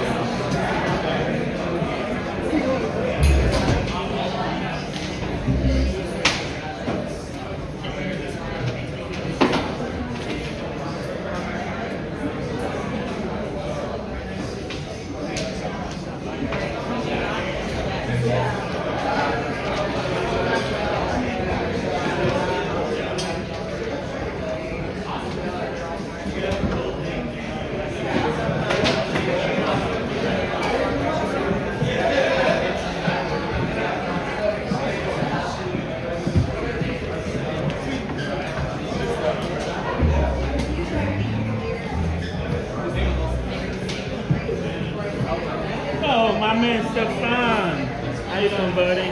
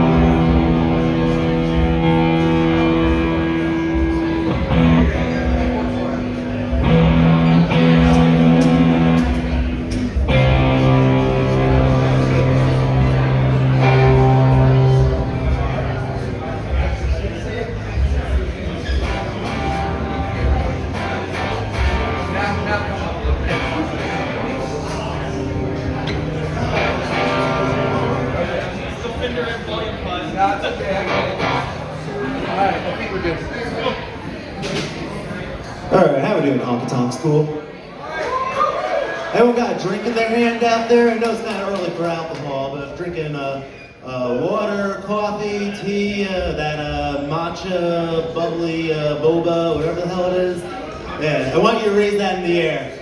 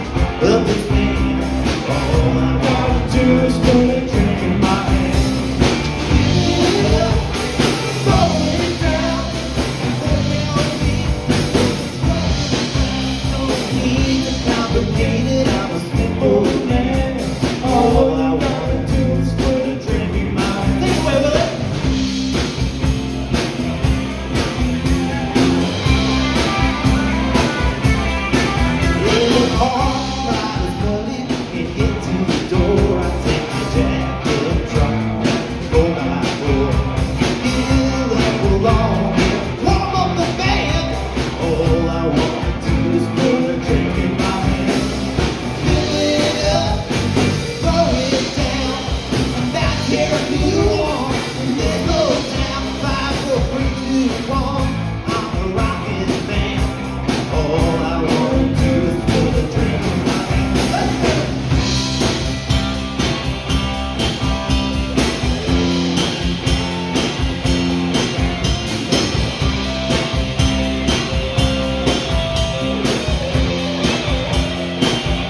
If you wanna go ooh, ooh, ooh, when you dance like that, you got that little tattoo, play me move with that.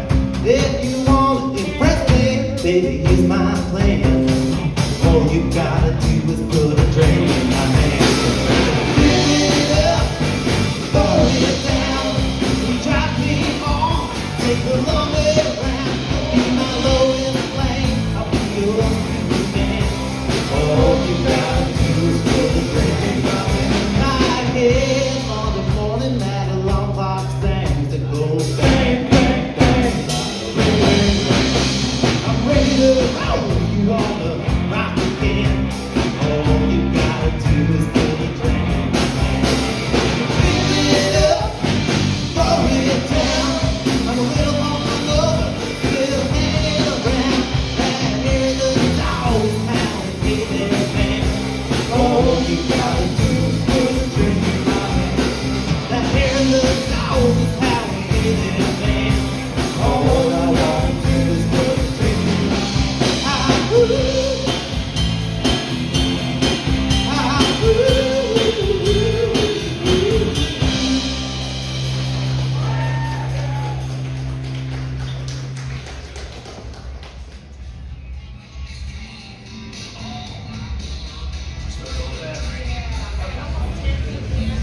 Yeah, we got it. You know the BPM before you got up there?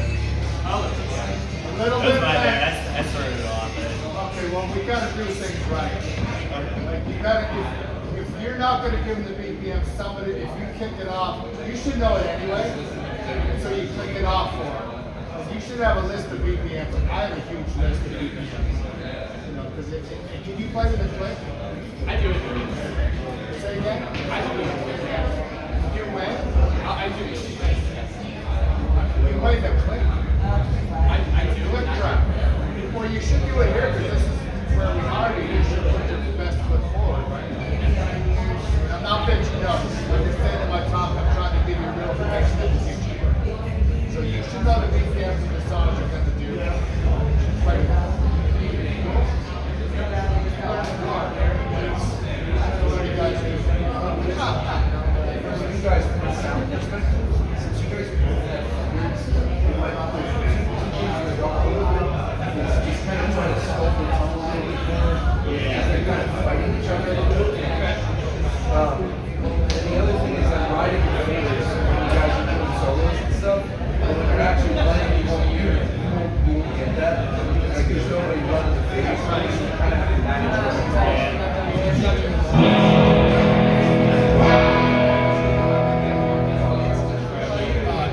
Ricky, you're on deck. Ricky, are you here with the band? Ricky? You got a Ricky here? What's the last name? Is that him? Okay, are you getting up acoustically or full band? Acoustic. All right. Okay, you'll be up next, sir. What's the next full band? Next full band is Terry. All right. Terry, you're up after the acoustic, after these guys. What song are you doing now? We're just working wild. Steppenwolf? Yes, sir. What's the BPM on that? We're pulling it up right now. Awesome.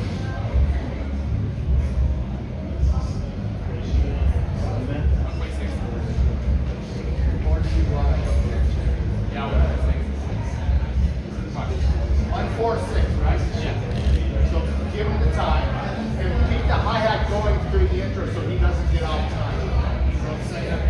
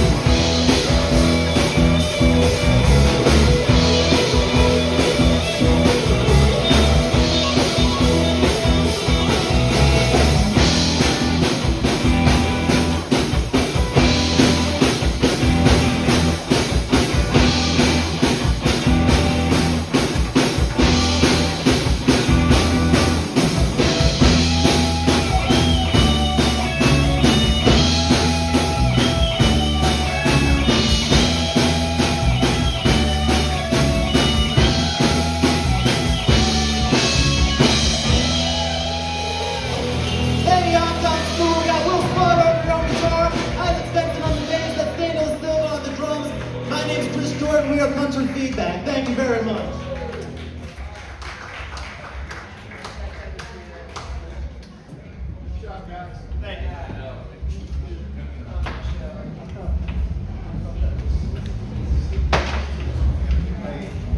Yeah, so, and there again, like, so I had to.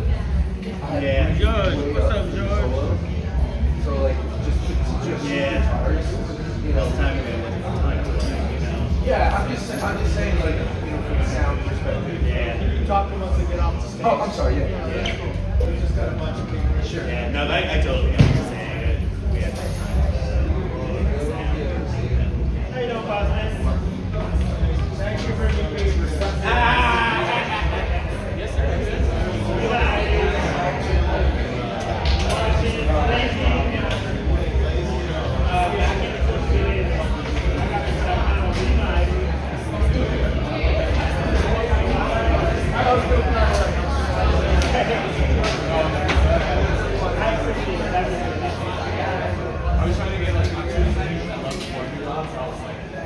Oh, you were.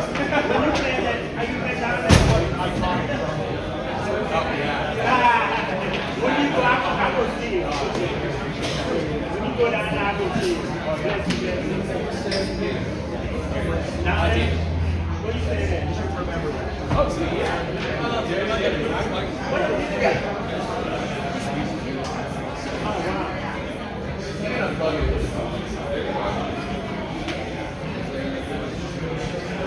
When you go down, I go down and see you.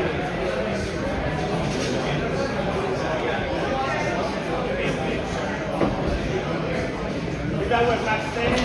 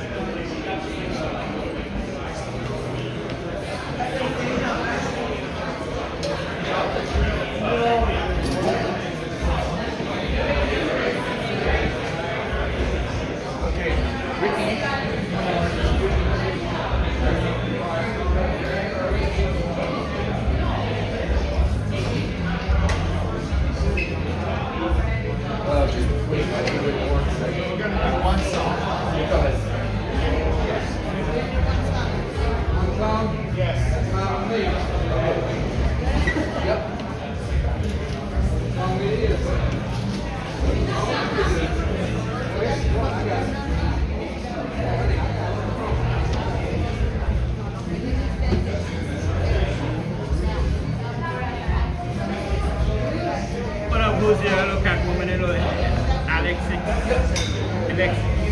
Alexis. George is gonna come and sing. Hey, Kim, when our boys play, I was just talking to Scott Corey. I told Scott whenever he go down there and play, I'm gonna come see him. He was like, sure, man, you can stay with me. How's everybody doing this afternoon? How you doing? Hey y'all, my name is Ricky Beavers. I'm from Bowling Green, Kentucky. They say eyesight's 20/20, but I went blind 52 years ago, okay? But anyway, don't let that scare you. And you know, I waited for people to come up and talk to me. I remember last week Nancy cleared that marijuana patch, all of you showed up. You know what I'm saying? But anyway, hey, it's good to be here, Honor, and I want to do a great song for you, and I want you to enjoy it. And, the way it goes like this. Here's a great big skill tune for you right here. He slipped the ring off his finger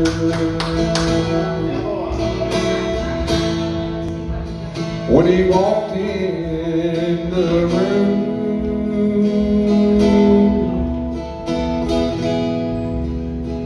He found him some stranger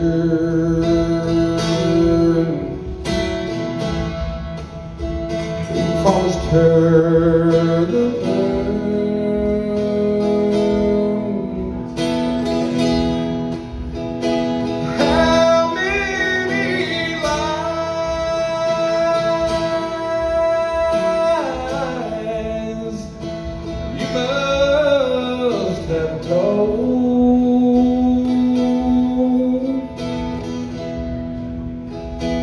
once was a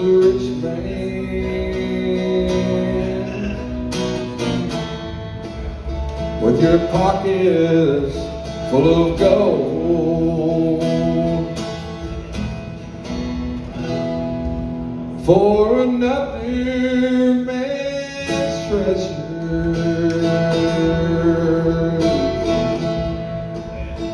you say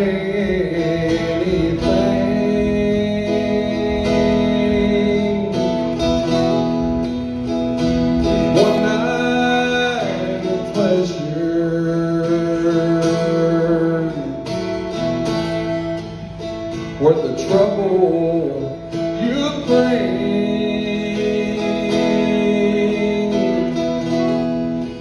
Don't look so surprised.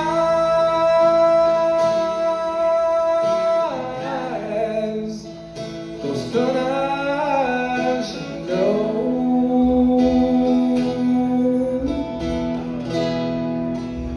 'Cause I once was a rich man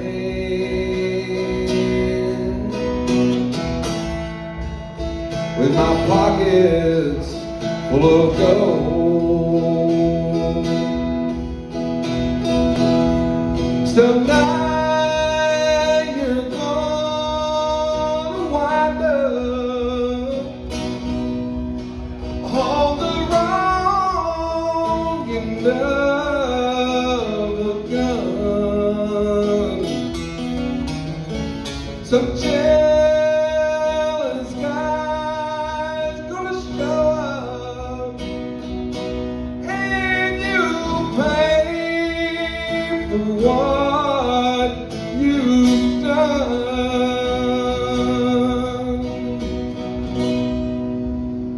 What will it say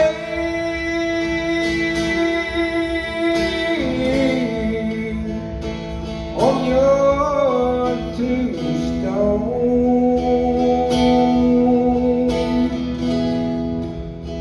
Yeah, here lies a rich man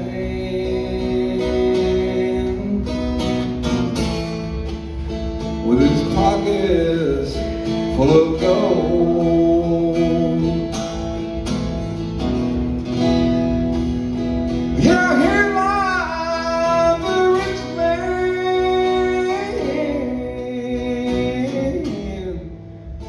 with his pockets full of gold. Y'all check it out, RiggyBeavers.com. Thank you.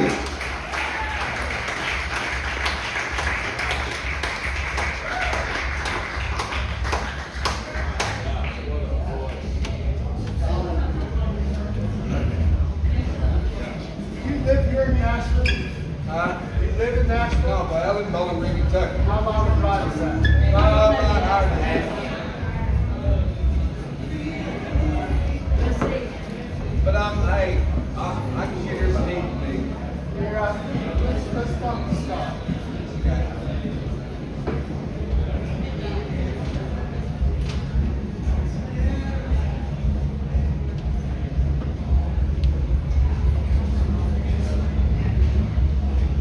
One or two, and which one you want to say start? Let's start. Choose the text. Let's start with you.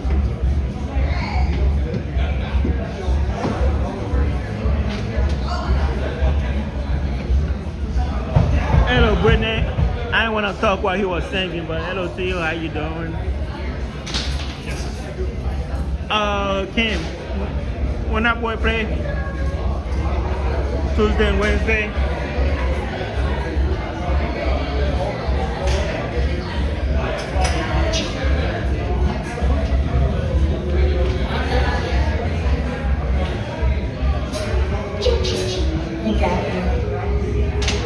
Yes, if it's in Cowboys.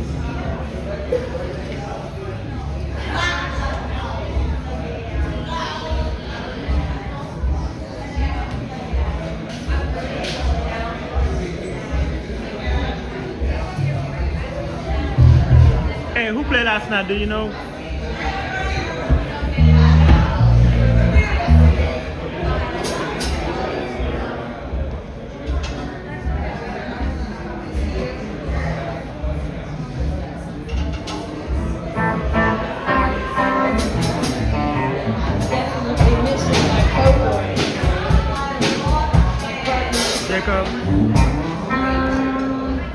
Sorry, Z. No problem, buddy. No problem.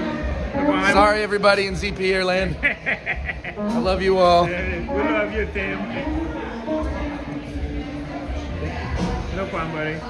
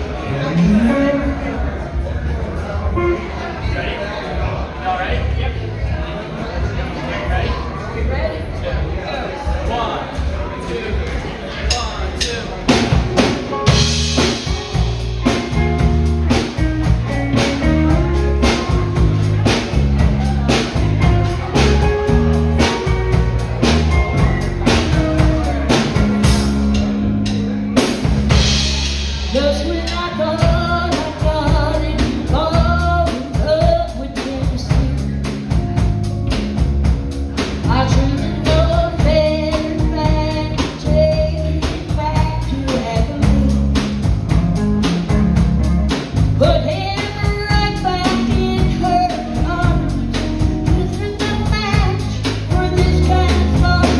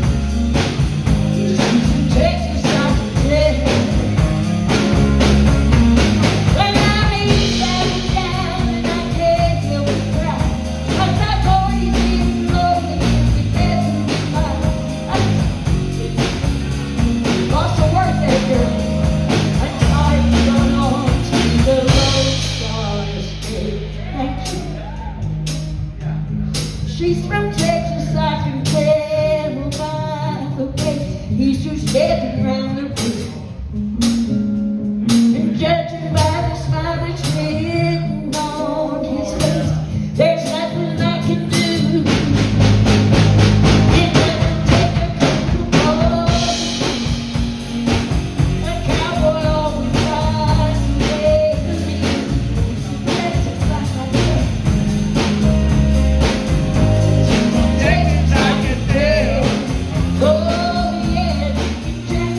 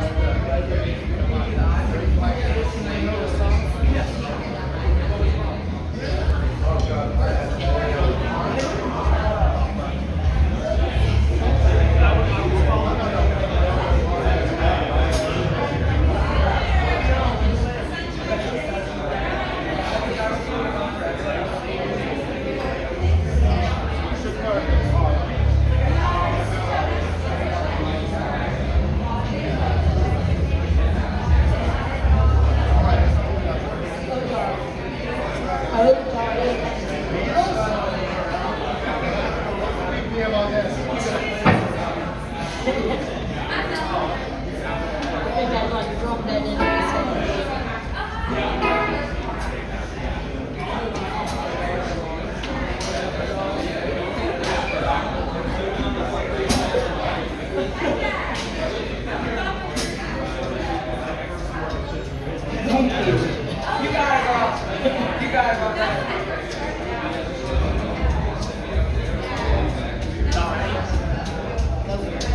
a big arpeggiated chord first. What's that? It's a big arpeggiated chord first.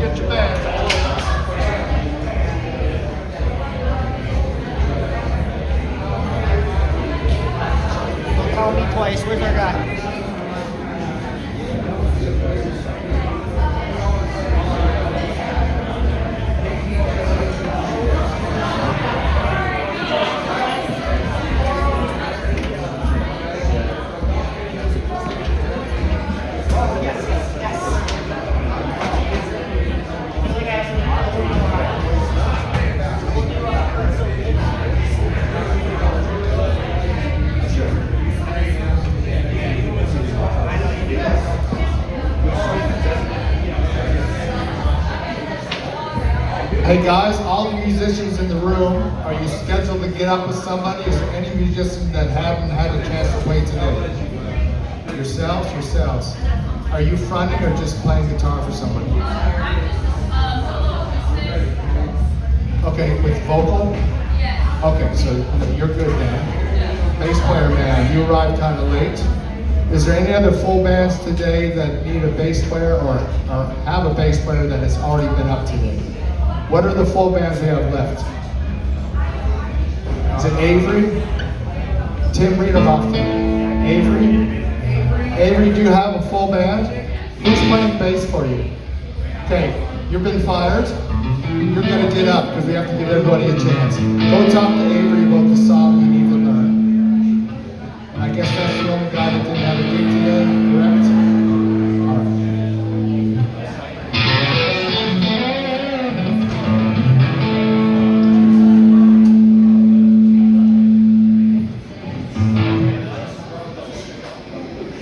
Hello, ladies and gentlemen. Honky Tonk class. We are excited to rock out. Everybody sounded great today. Everybody sounded great. Me? I'm from Sault Ste. Marie, Ontario, Canada. Yeah, if you listen long enough, I'll toss an A in there. I order a pop all the time. Give me a Pepsi. I did my audition a year and a half ago. That's how long it took for my visa to come in to finally get to this stage. So, as a welder, steam fitter by trade, we left all of that in hopes to serve you guys, and I couldn't be happier to be here.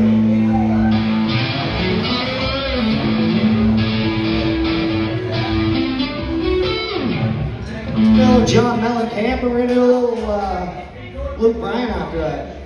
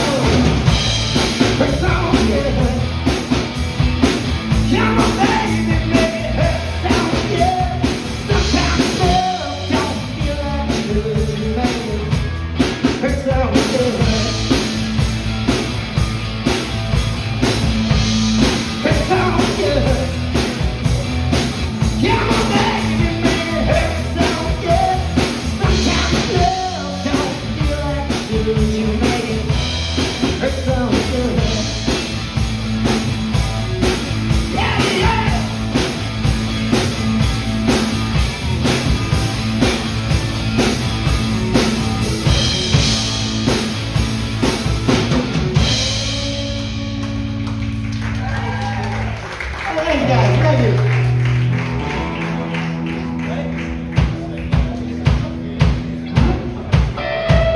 Luke Bryan time.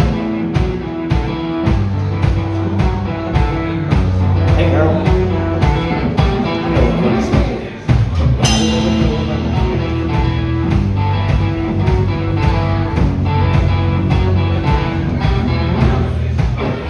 Yeah, little girl, my big truck. Gonna open up the doors and turn it up. Stone my boots to the Georgia mud. Gonna watch you make me fall in love. Get up on the hood of my down strap. Up on the toolbox. It don't matter. Down on the tailgate. You're like dancing. Watch you do your thing. She's gonna get up like you in the honky tonk. For the wind that's waiting till the break it down. DJ singing that country song. Come on, come on. She's better. She's gonna be. For the cat is running down into the bridge. Thanks to the girls in this world. Shake to the mood. Shake on me, girl. Shake it for me, girl. Shake it for me, girl. Shake it for me. Girl, shake it for me, girl. Shake it for me, girl. Shake it for me. Little girl, shout. Got a bit of love, get a bit of wild. Ponytail and a pretty smile. Rock me from the country line. Come on, here, get in my heart. Take me around this big old car. Tangle me up like rappers, y'all. Yeah, yeah, yeah. She's from the young, but she's in the honky tonk. Full of rednecks, like little break it down. DJ spinning that country song. Come on, come on. She's my better, she's gonna be. For the cat is running down into the creek. Fingers and the critters in this world. Shake the food, shake for me, girl. Girl, shake it for me, girl. Shake it for me, girl. Shake it for me. Girl, shake it for me, girl. Shake it for me, girl. Shake it for me. Get down!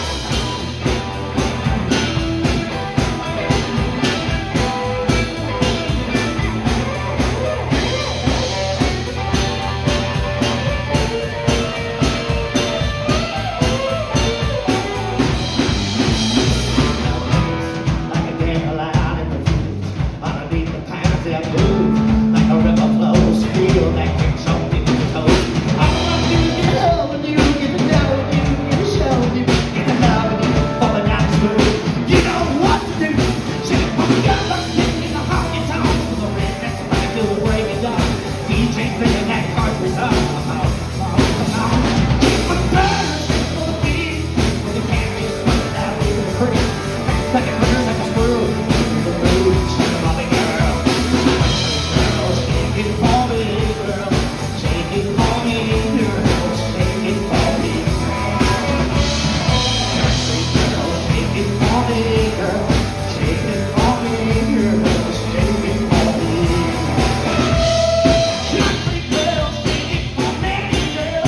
Shake it for me, girl. Shake it for me. Country girl, shake it for me, girl. Shake it for me, girl. Shake it for me.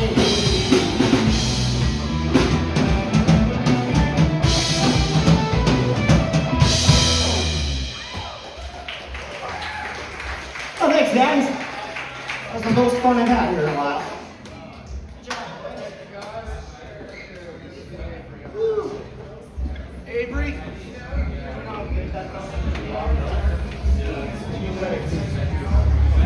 Yeah. Good, how are you? Great energy. Thank you, Scott.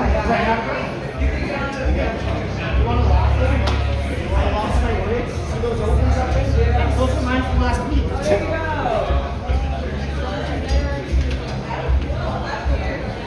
Is there any guitar players or drummers that have not got up yet today that want to?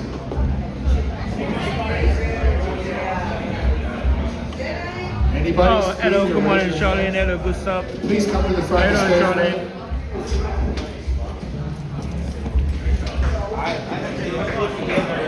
Are you gonna front?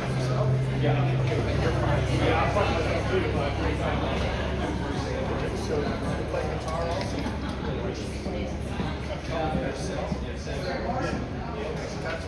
Yeah. So you're gonna Hey,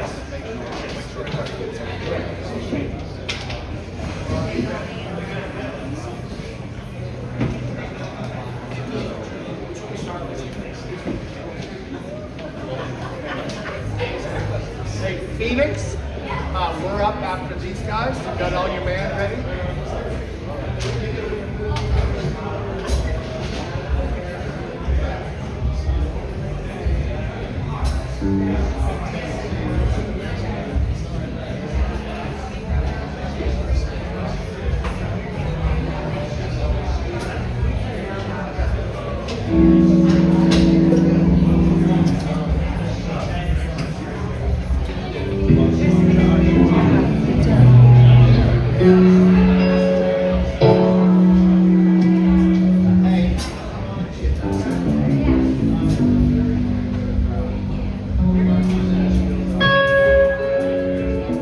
What up, George?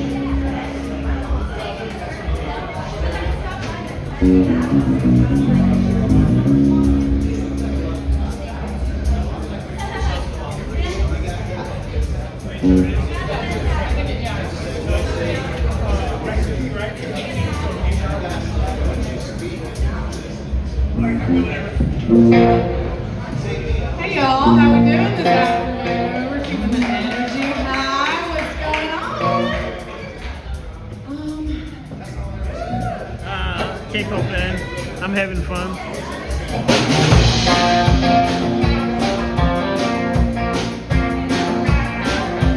She was in the backyard saying we're a little past nine. And her friends pulled up. I picked up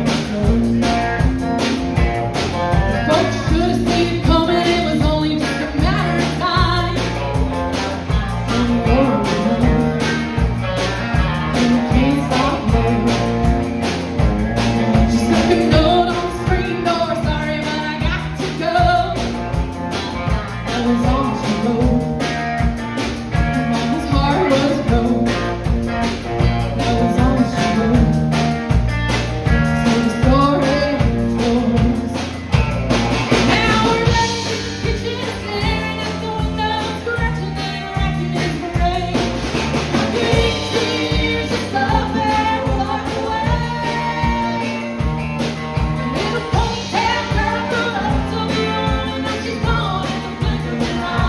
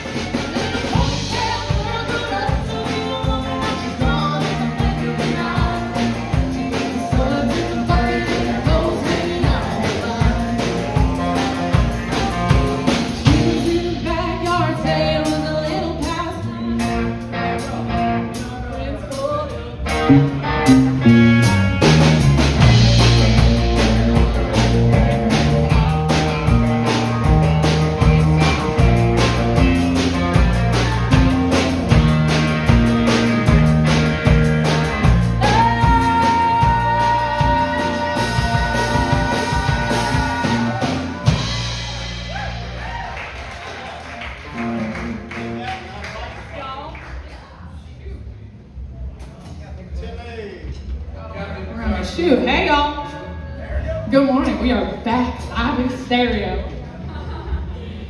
Oh my goodness. We're gonna change up the vibe a little bit with a little Alanis Morissette, if that's all right with everybody.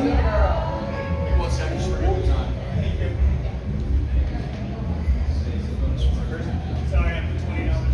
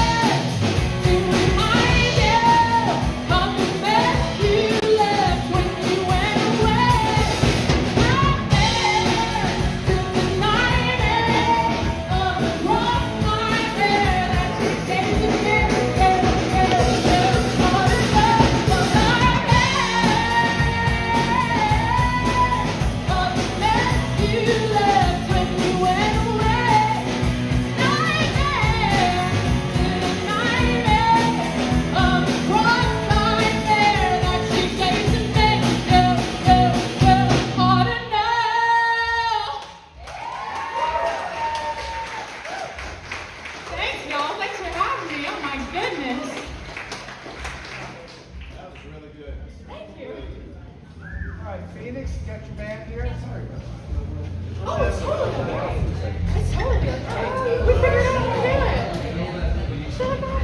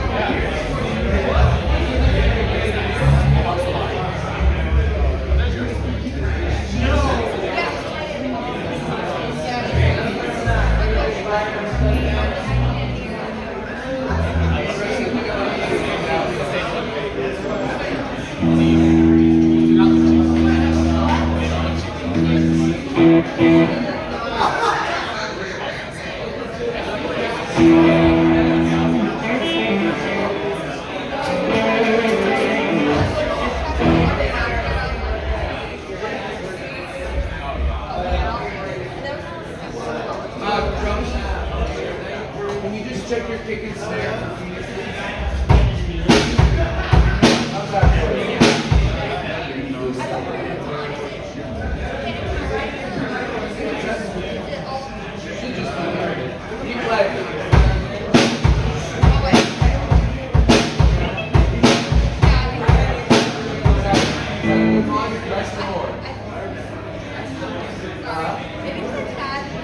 I just don't want to cover your voice up. There. Check your vocals. Okay.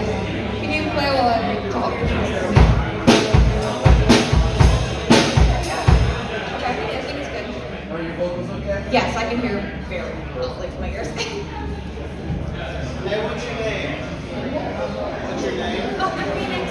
Talk in the mic. Phoenix. Oh, mic's on. Phoenix? Yes. Where are you from? I'm originally from North Carolina, but I've been in Nashville for over a year. So. When you talk in the mic, talk down. I'm sorry. Yeah, that way we can hear you.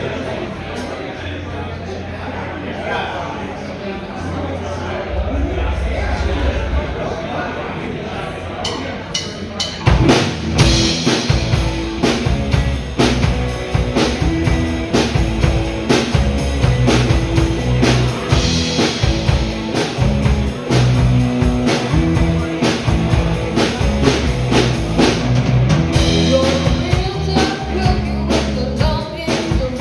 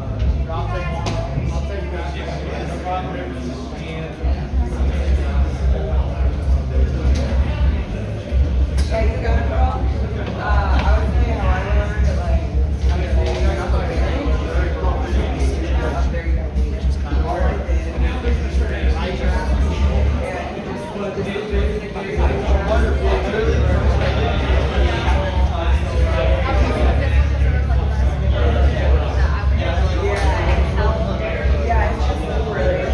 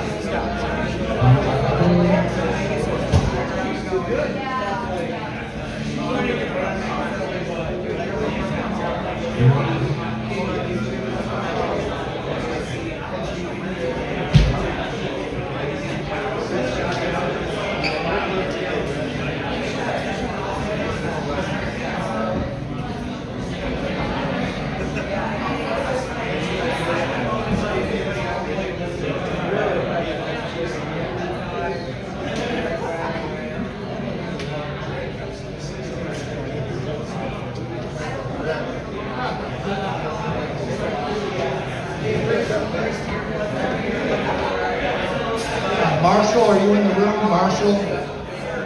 Marshall, okay. You're up after this band acoustic.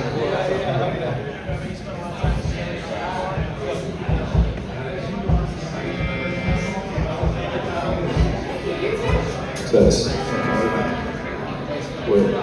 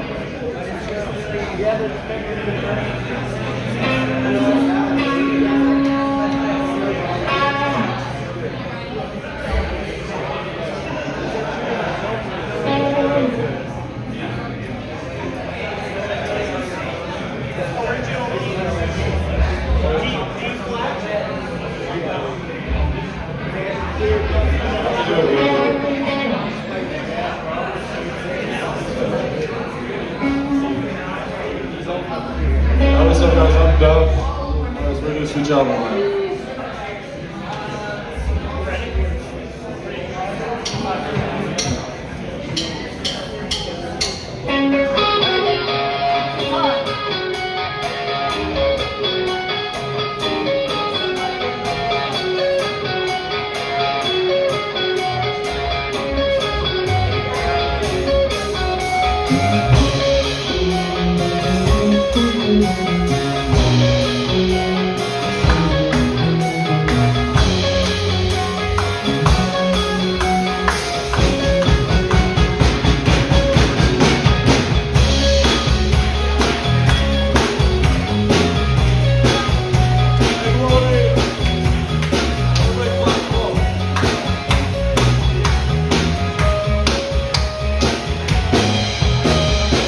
Got a smile that it seems to me reminds me of childhood memories where everything is as fresh as the bright blue sky.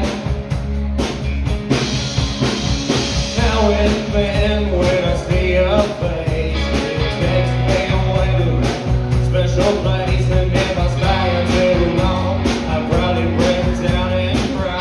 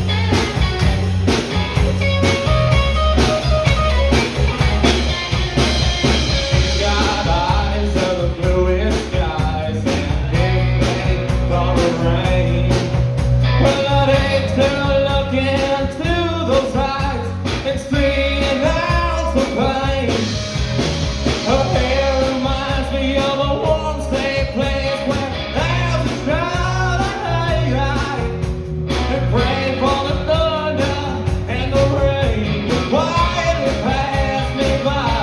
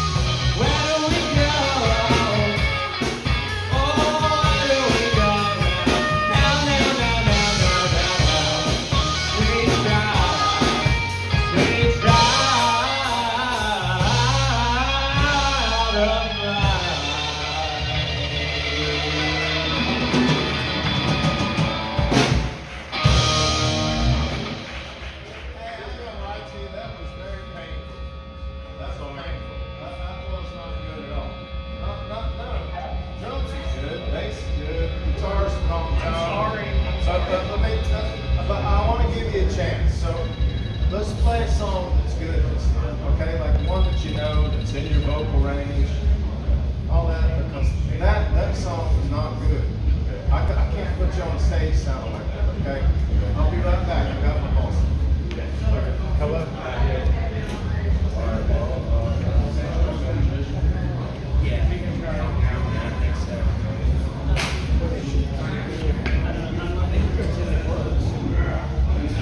Julia, you're next after these guys?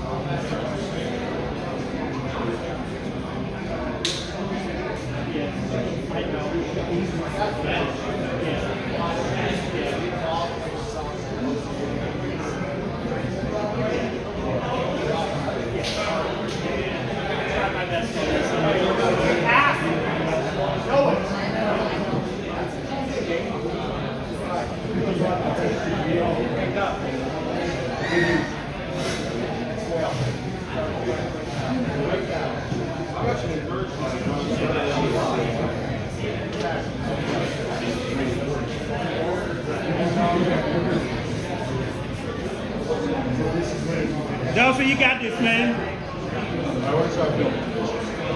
Oh, nice. Great choice. Great strike. Really.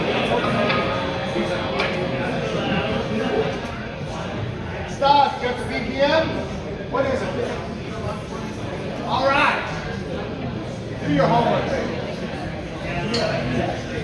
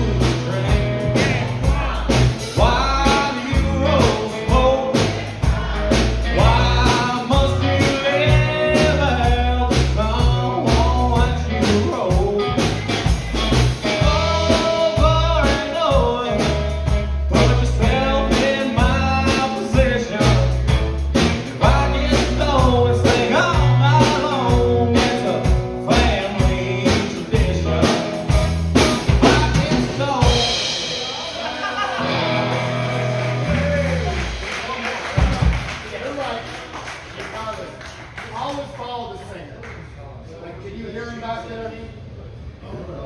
You gotta always follow the singer. You don't want to hang the singer on the dry. Because the crowd can not really notice if you guys just mess up, but if you hang the singer on the dry, everybody always go with the singer, even if he's wrong. Sound fair? Yeah, so just make sure you can hear the singer in your modern whatever you have. Just always go with the singer right along. And after the show, say, hey man, I think it was good. That's the way you're always going to do it. Follow the main guy. Cool? Thank you. Thank you. Yep.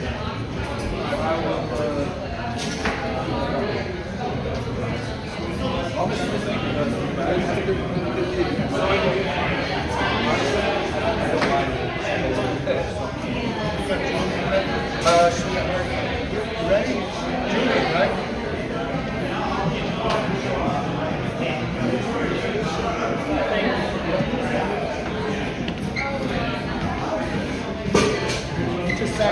All right, we got Julian coming up. Then you? What's your name? Marshall. Oh, okay, yeah, you're right. Marshall's coming up, then Julia is on deck. Followed by Michael Lee. Hey, is it all acoustic stuff? Yeah, that's what. Yeah, Matt, you're good. You can tear it out. Thanks, bro.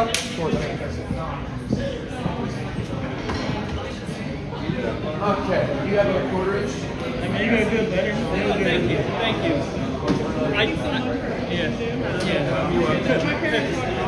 Tell him I said thank you. My mom like thank you. I said thank you.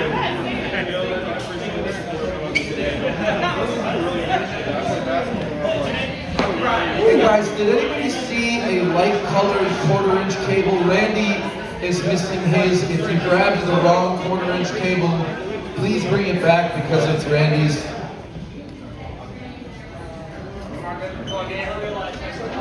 Yes. Yep. So it's not up there. No, he's just. Yeah, well, hey, you killed it. Okay. Never mind, foster one. Are you playing? Okay.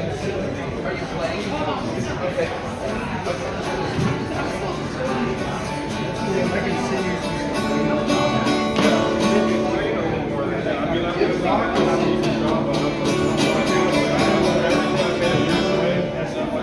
Check my Bluetooth. Woo. All right, how y'all doing? Everybody good? Yes, sir. How you doing, man? Yeah. Let's go a little old school.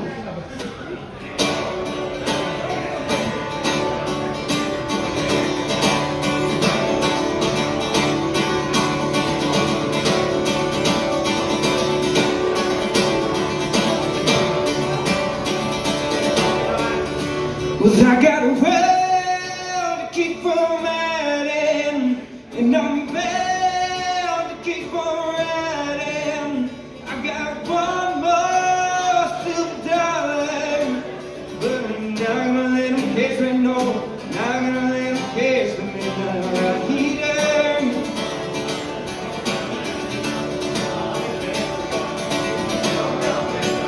I don't know.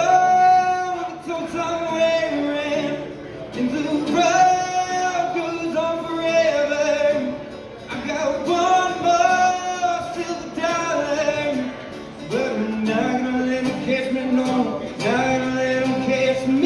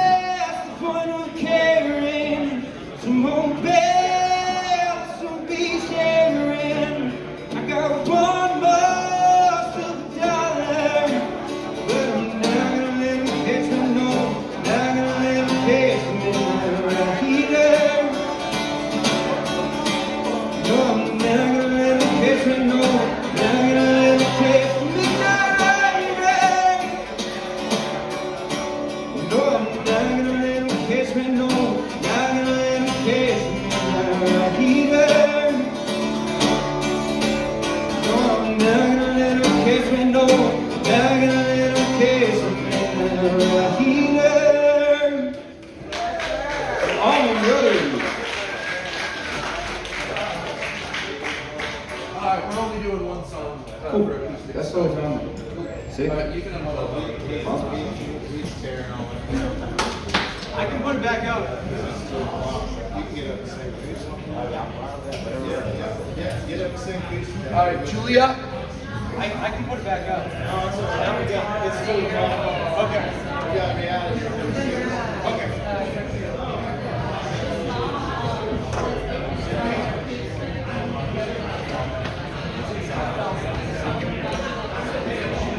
Julia's coming up, followed by Michael. We're gonna go down to one song, guys, so just pick whichever song you're gonna do. Thank you. You have quarter inch? Yeah.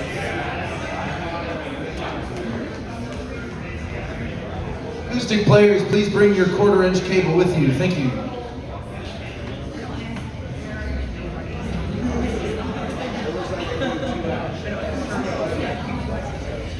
How many more we got? 5. Oh, wow. Yeah. Busy day. Yep. Close today. Yeah. It's a good problem to have. Damn, you play tonight? I do, yep. You play tonight, don't you? Monday, Wednesday, Friday, Saturday. That's very good. Yeah, man. Congratulations, man. Thank you, brother. Well deserved. You remember me when I started? Yeah, I remember. You had two bands. You had on that a morning band and you had a night band. Yep. You know, there was it. Yeah. Oh, yeah. Yeah. You still with them boys? Different boys now. But the boys that I'm with are, yeah. Well, we pretty much When you only play going to closers. I'm going the 8th through the 17th. Nice. It'll be fun. All right. I'm excited to see it. Ready? I told Scott when he go down there, I'm going down there with him. Yeah, he said. I think he goes right before me, so just want to stay down there. Take some video. Yeah, he came up with me. Yeah, right before me.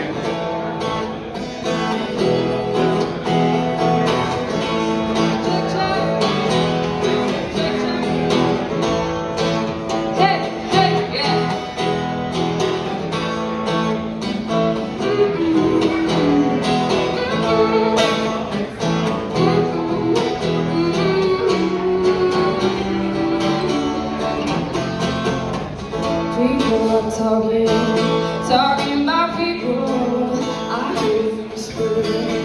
You won't believe it. They think we're lovers. We kept undercover. I just ignore what they keep saying. We laugh just a little too loud. Stand just a little too close. Stand just a little too long. Maybe you've seen something we don't, darling. Let's give it something to talk about. Let's give it something to talk about.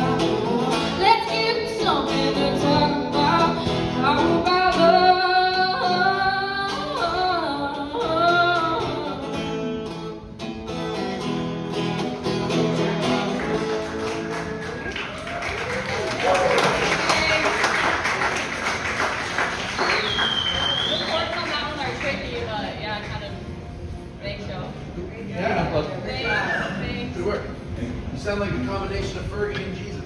What's wrong? Step Brothers, yeah. That's really nice of you. I mean, for Oh, a Step second, Brothers, you took the shape of a unicorn. I can't even look at you. That's like really nice. Yeah. Michael. Thank you. Nice, that's great. Thank you, sir. I also love a good Step Brothers too. So, I only hear that version in my head now, so I don't even know. You know, this is not a fair thing to ask from me. Sore throat, you're like 1.5. You want like a proper Nancy. Dude, I can't even. I'm not just some guy. I go on. Yeah.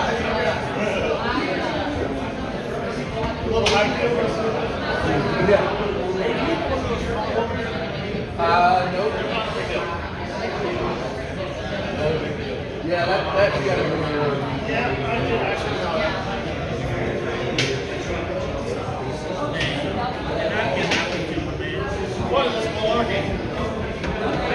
Jason, you are on deck. Jason, please be ready to go. Thank you very much. Yeah, just tell them, hey, matter of fact, tell them get their acoustic cases out. Tell them we gotta be off this floor. Roger that. All right, just got word from the boss man, guys. Please bring, if you still have yet to play, please bring your acoustic guitars up front. Get them uncased, ready to go, because we have to get out of here soon. So let's please make this snappy. This green box right here. So that would be Jason, Dewey, and Jake. Please be ready to go. Please and thank you. Okay.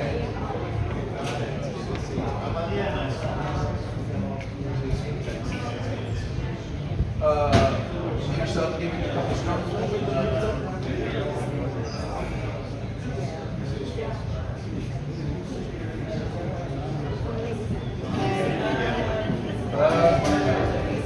I got nothing.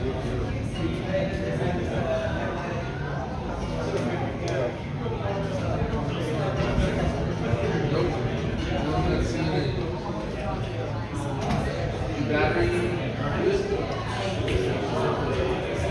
Volume all the way up.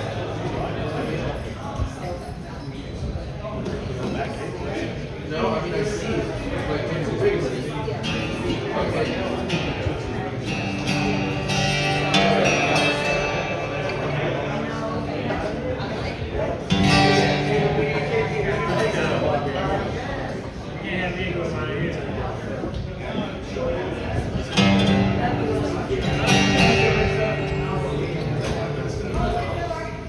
Still not all that for you. What's up, Nashvillians? There's a lot of good people singing here and playing here today. All right, call an audible. Here we go.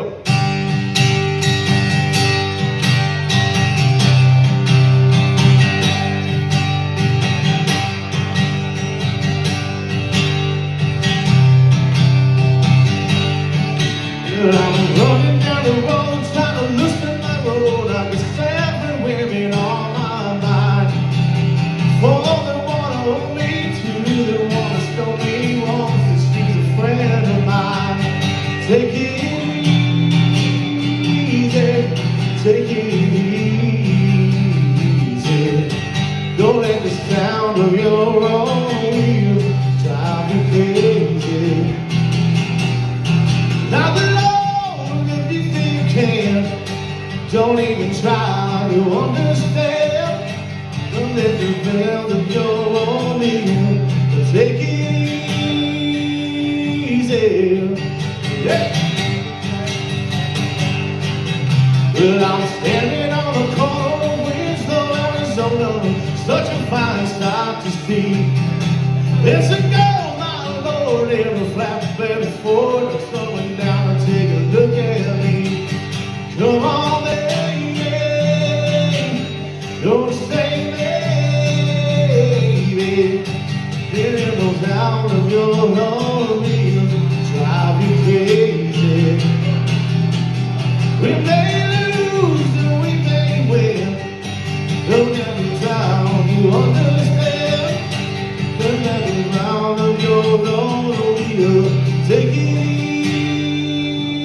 Thank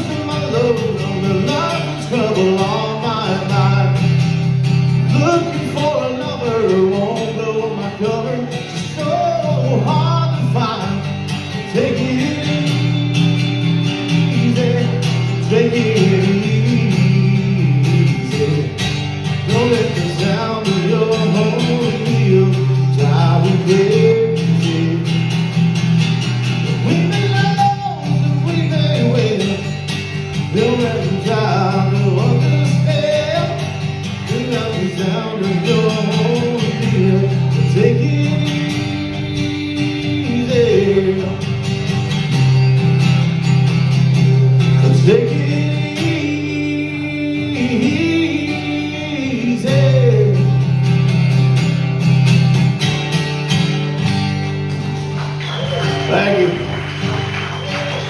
I got one more. It's already been done today, but I'm doing a non-band version. Hang on. Do we have time? Yeah, it's 2:50. We got How many more do we got? You're Michael, right? Yes. We got 3 more left. Yeah, come on down. All down? Yeah, all right. We got it. We got me off this floor soon, bud. Jason! Hey, Michael, you live in town? I'm about to make the move, actually. So, yeah. Okay. There, this is.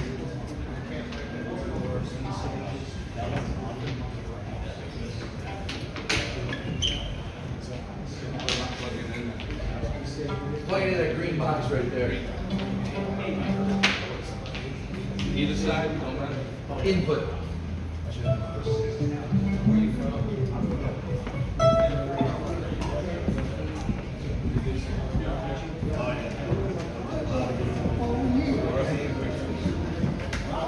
Dewey, be ready to go, please.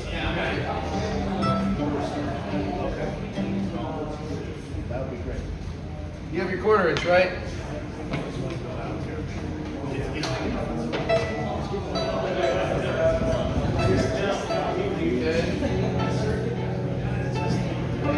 Are you plugged into that?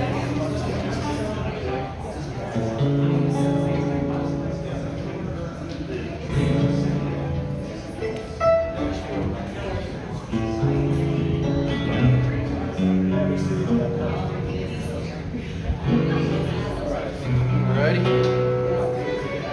All right, how's everybody doing tonight? It's been a long day.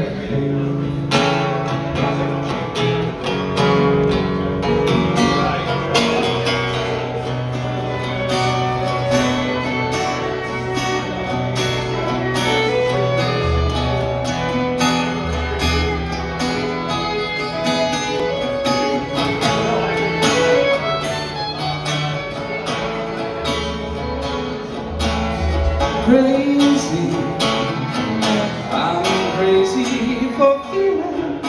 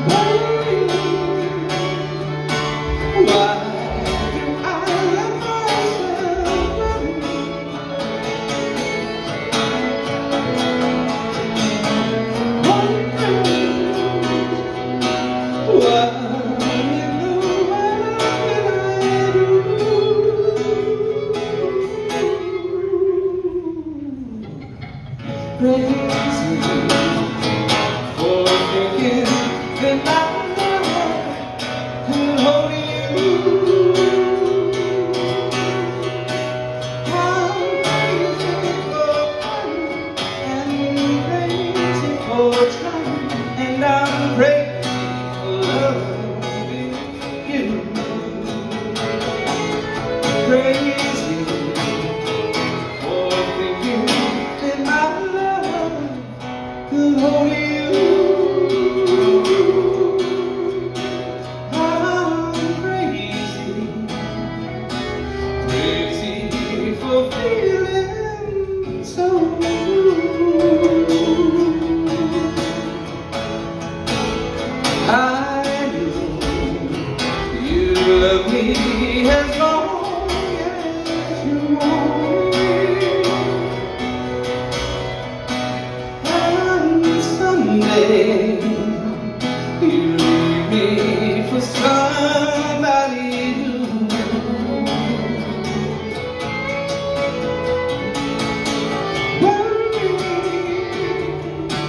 Why do I let myself worry?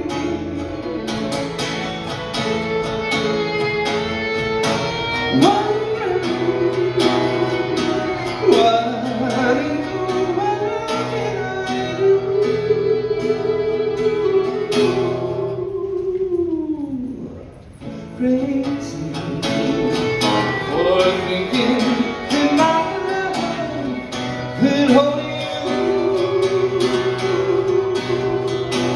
I'm crazy for crying and crazy for trying, and I'm crazy for loving you.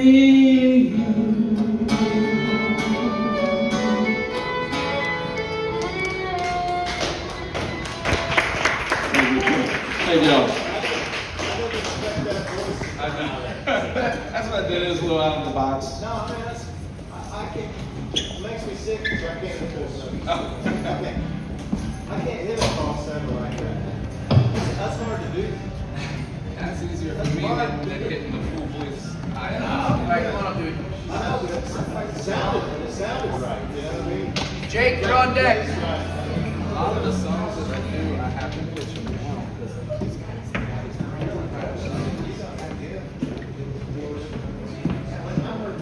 I've heard people get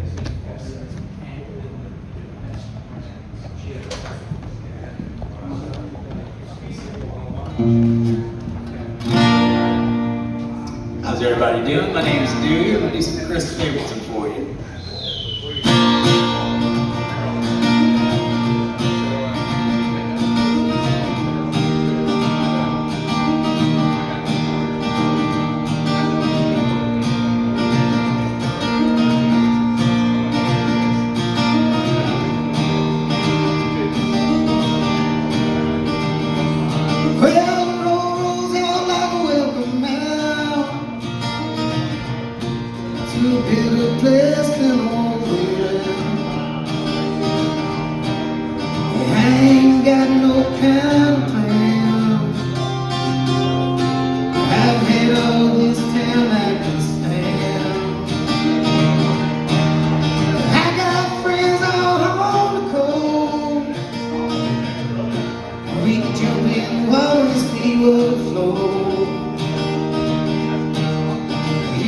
Saving for a rainy day. Let's beat the storm, be on our way.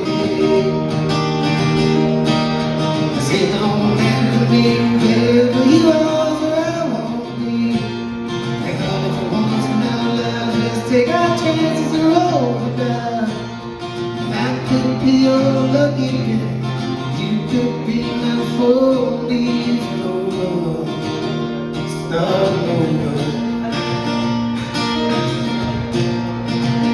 Start over. But this might not be an easy town.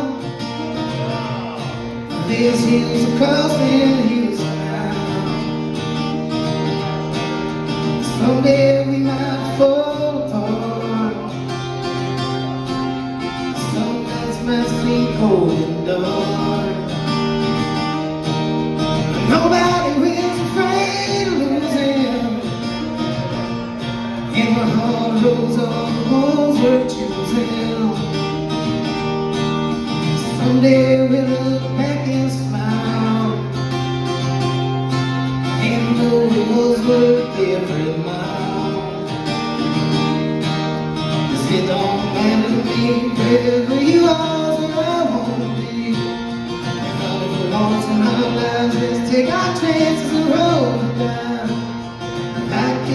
your lucky penny. You could be my four-leaf clover. Start over. Start over.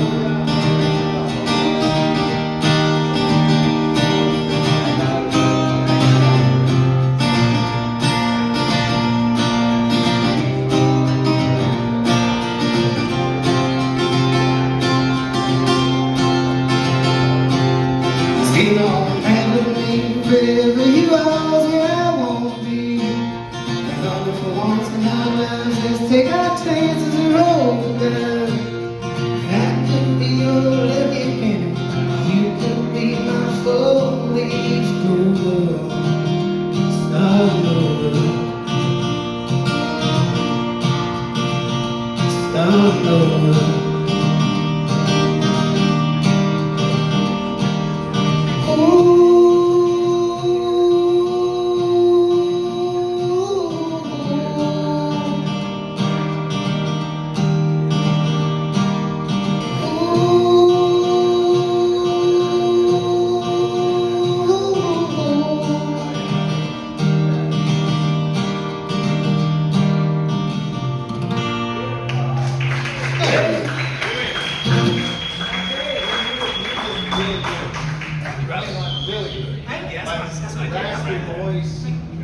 Chris, that's right up my alley. You get it figured out now. That was beautiful. And she was singing beautiful harmony. You couldn't I hear should have it. got up here. She was singing about I had it like in stereo. It was great. You ought to join me. Come on up. Hey, I'm open. I need work. Just can't work. You're good, dude. I ain't got one yet, but if you got something, you got Chelsea King and the Houseboat Ramblers. That's right. You got the voice too. I can hear it. That's allergies, brother. That's what I said. It's had the Facebook Marketplace Houseboat Rambler Band. I haven't used one of the Facebook Marketplace now. It's trying to hit up all my rich friends for. Yo, Denise, lo sabe de cora. Hey, you look familiar, man. You look familiar to me. I get around. Chippendales 1995. Ah, you were there too, huh? I think you gave me about $50. Yeah. You still got that bow tie. Oh, yeah. Is your volume all the way up? It is not. There you are. Damn, that's a Taylor. Yes, sir. Oh, shit. I went in the little naughty room at Guitar Center and said, unlock them all. And this is one I came up with. Yeah, that was badass. Works for me. All right, well, I had two other songs planned with a couple other guys, but we're going to do this one instead.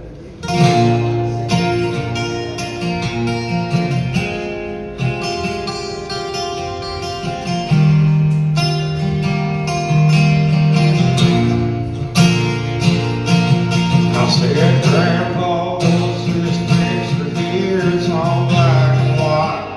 Ain't real clear, it's that you learn. You stay here, I won't live on. Times are tough back in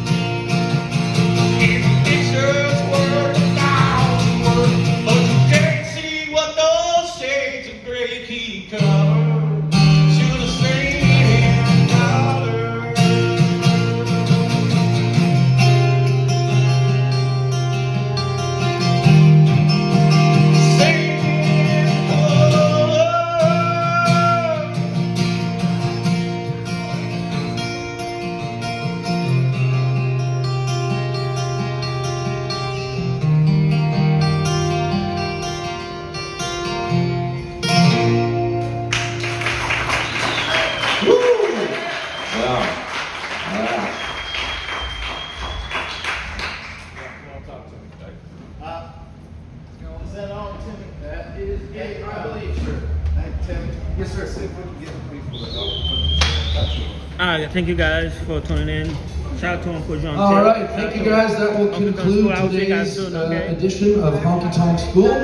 Thank you, of course, always to Scott Collier and Anita Hill, and Uncle John, and Darren Terrio, and Z. Pierre. Thank you. If you guys can please just put the chairs up for us and throw away your garbage and everything, and we'll see you next week. Thank you, and have a great rest of your day.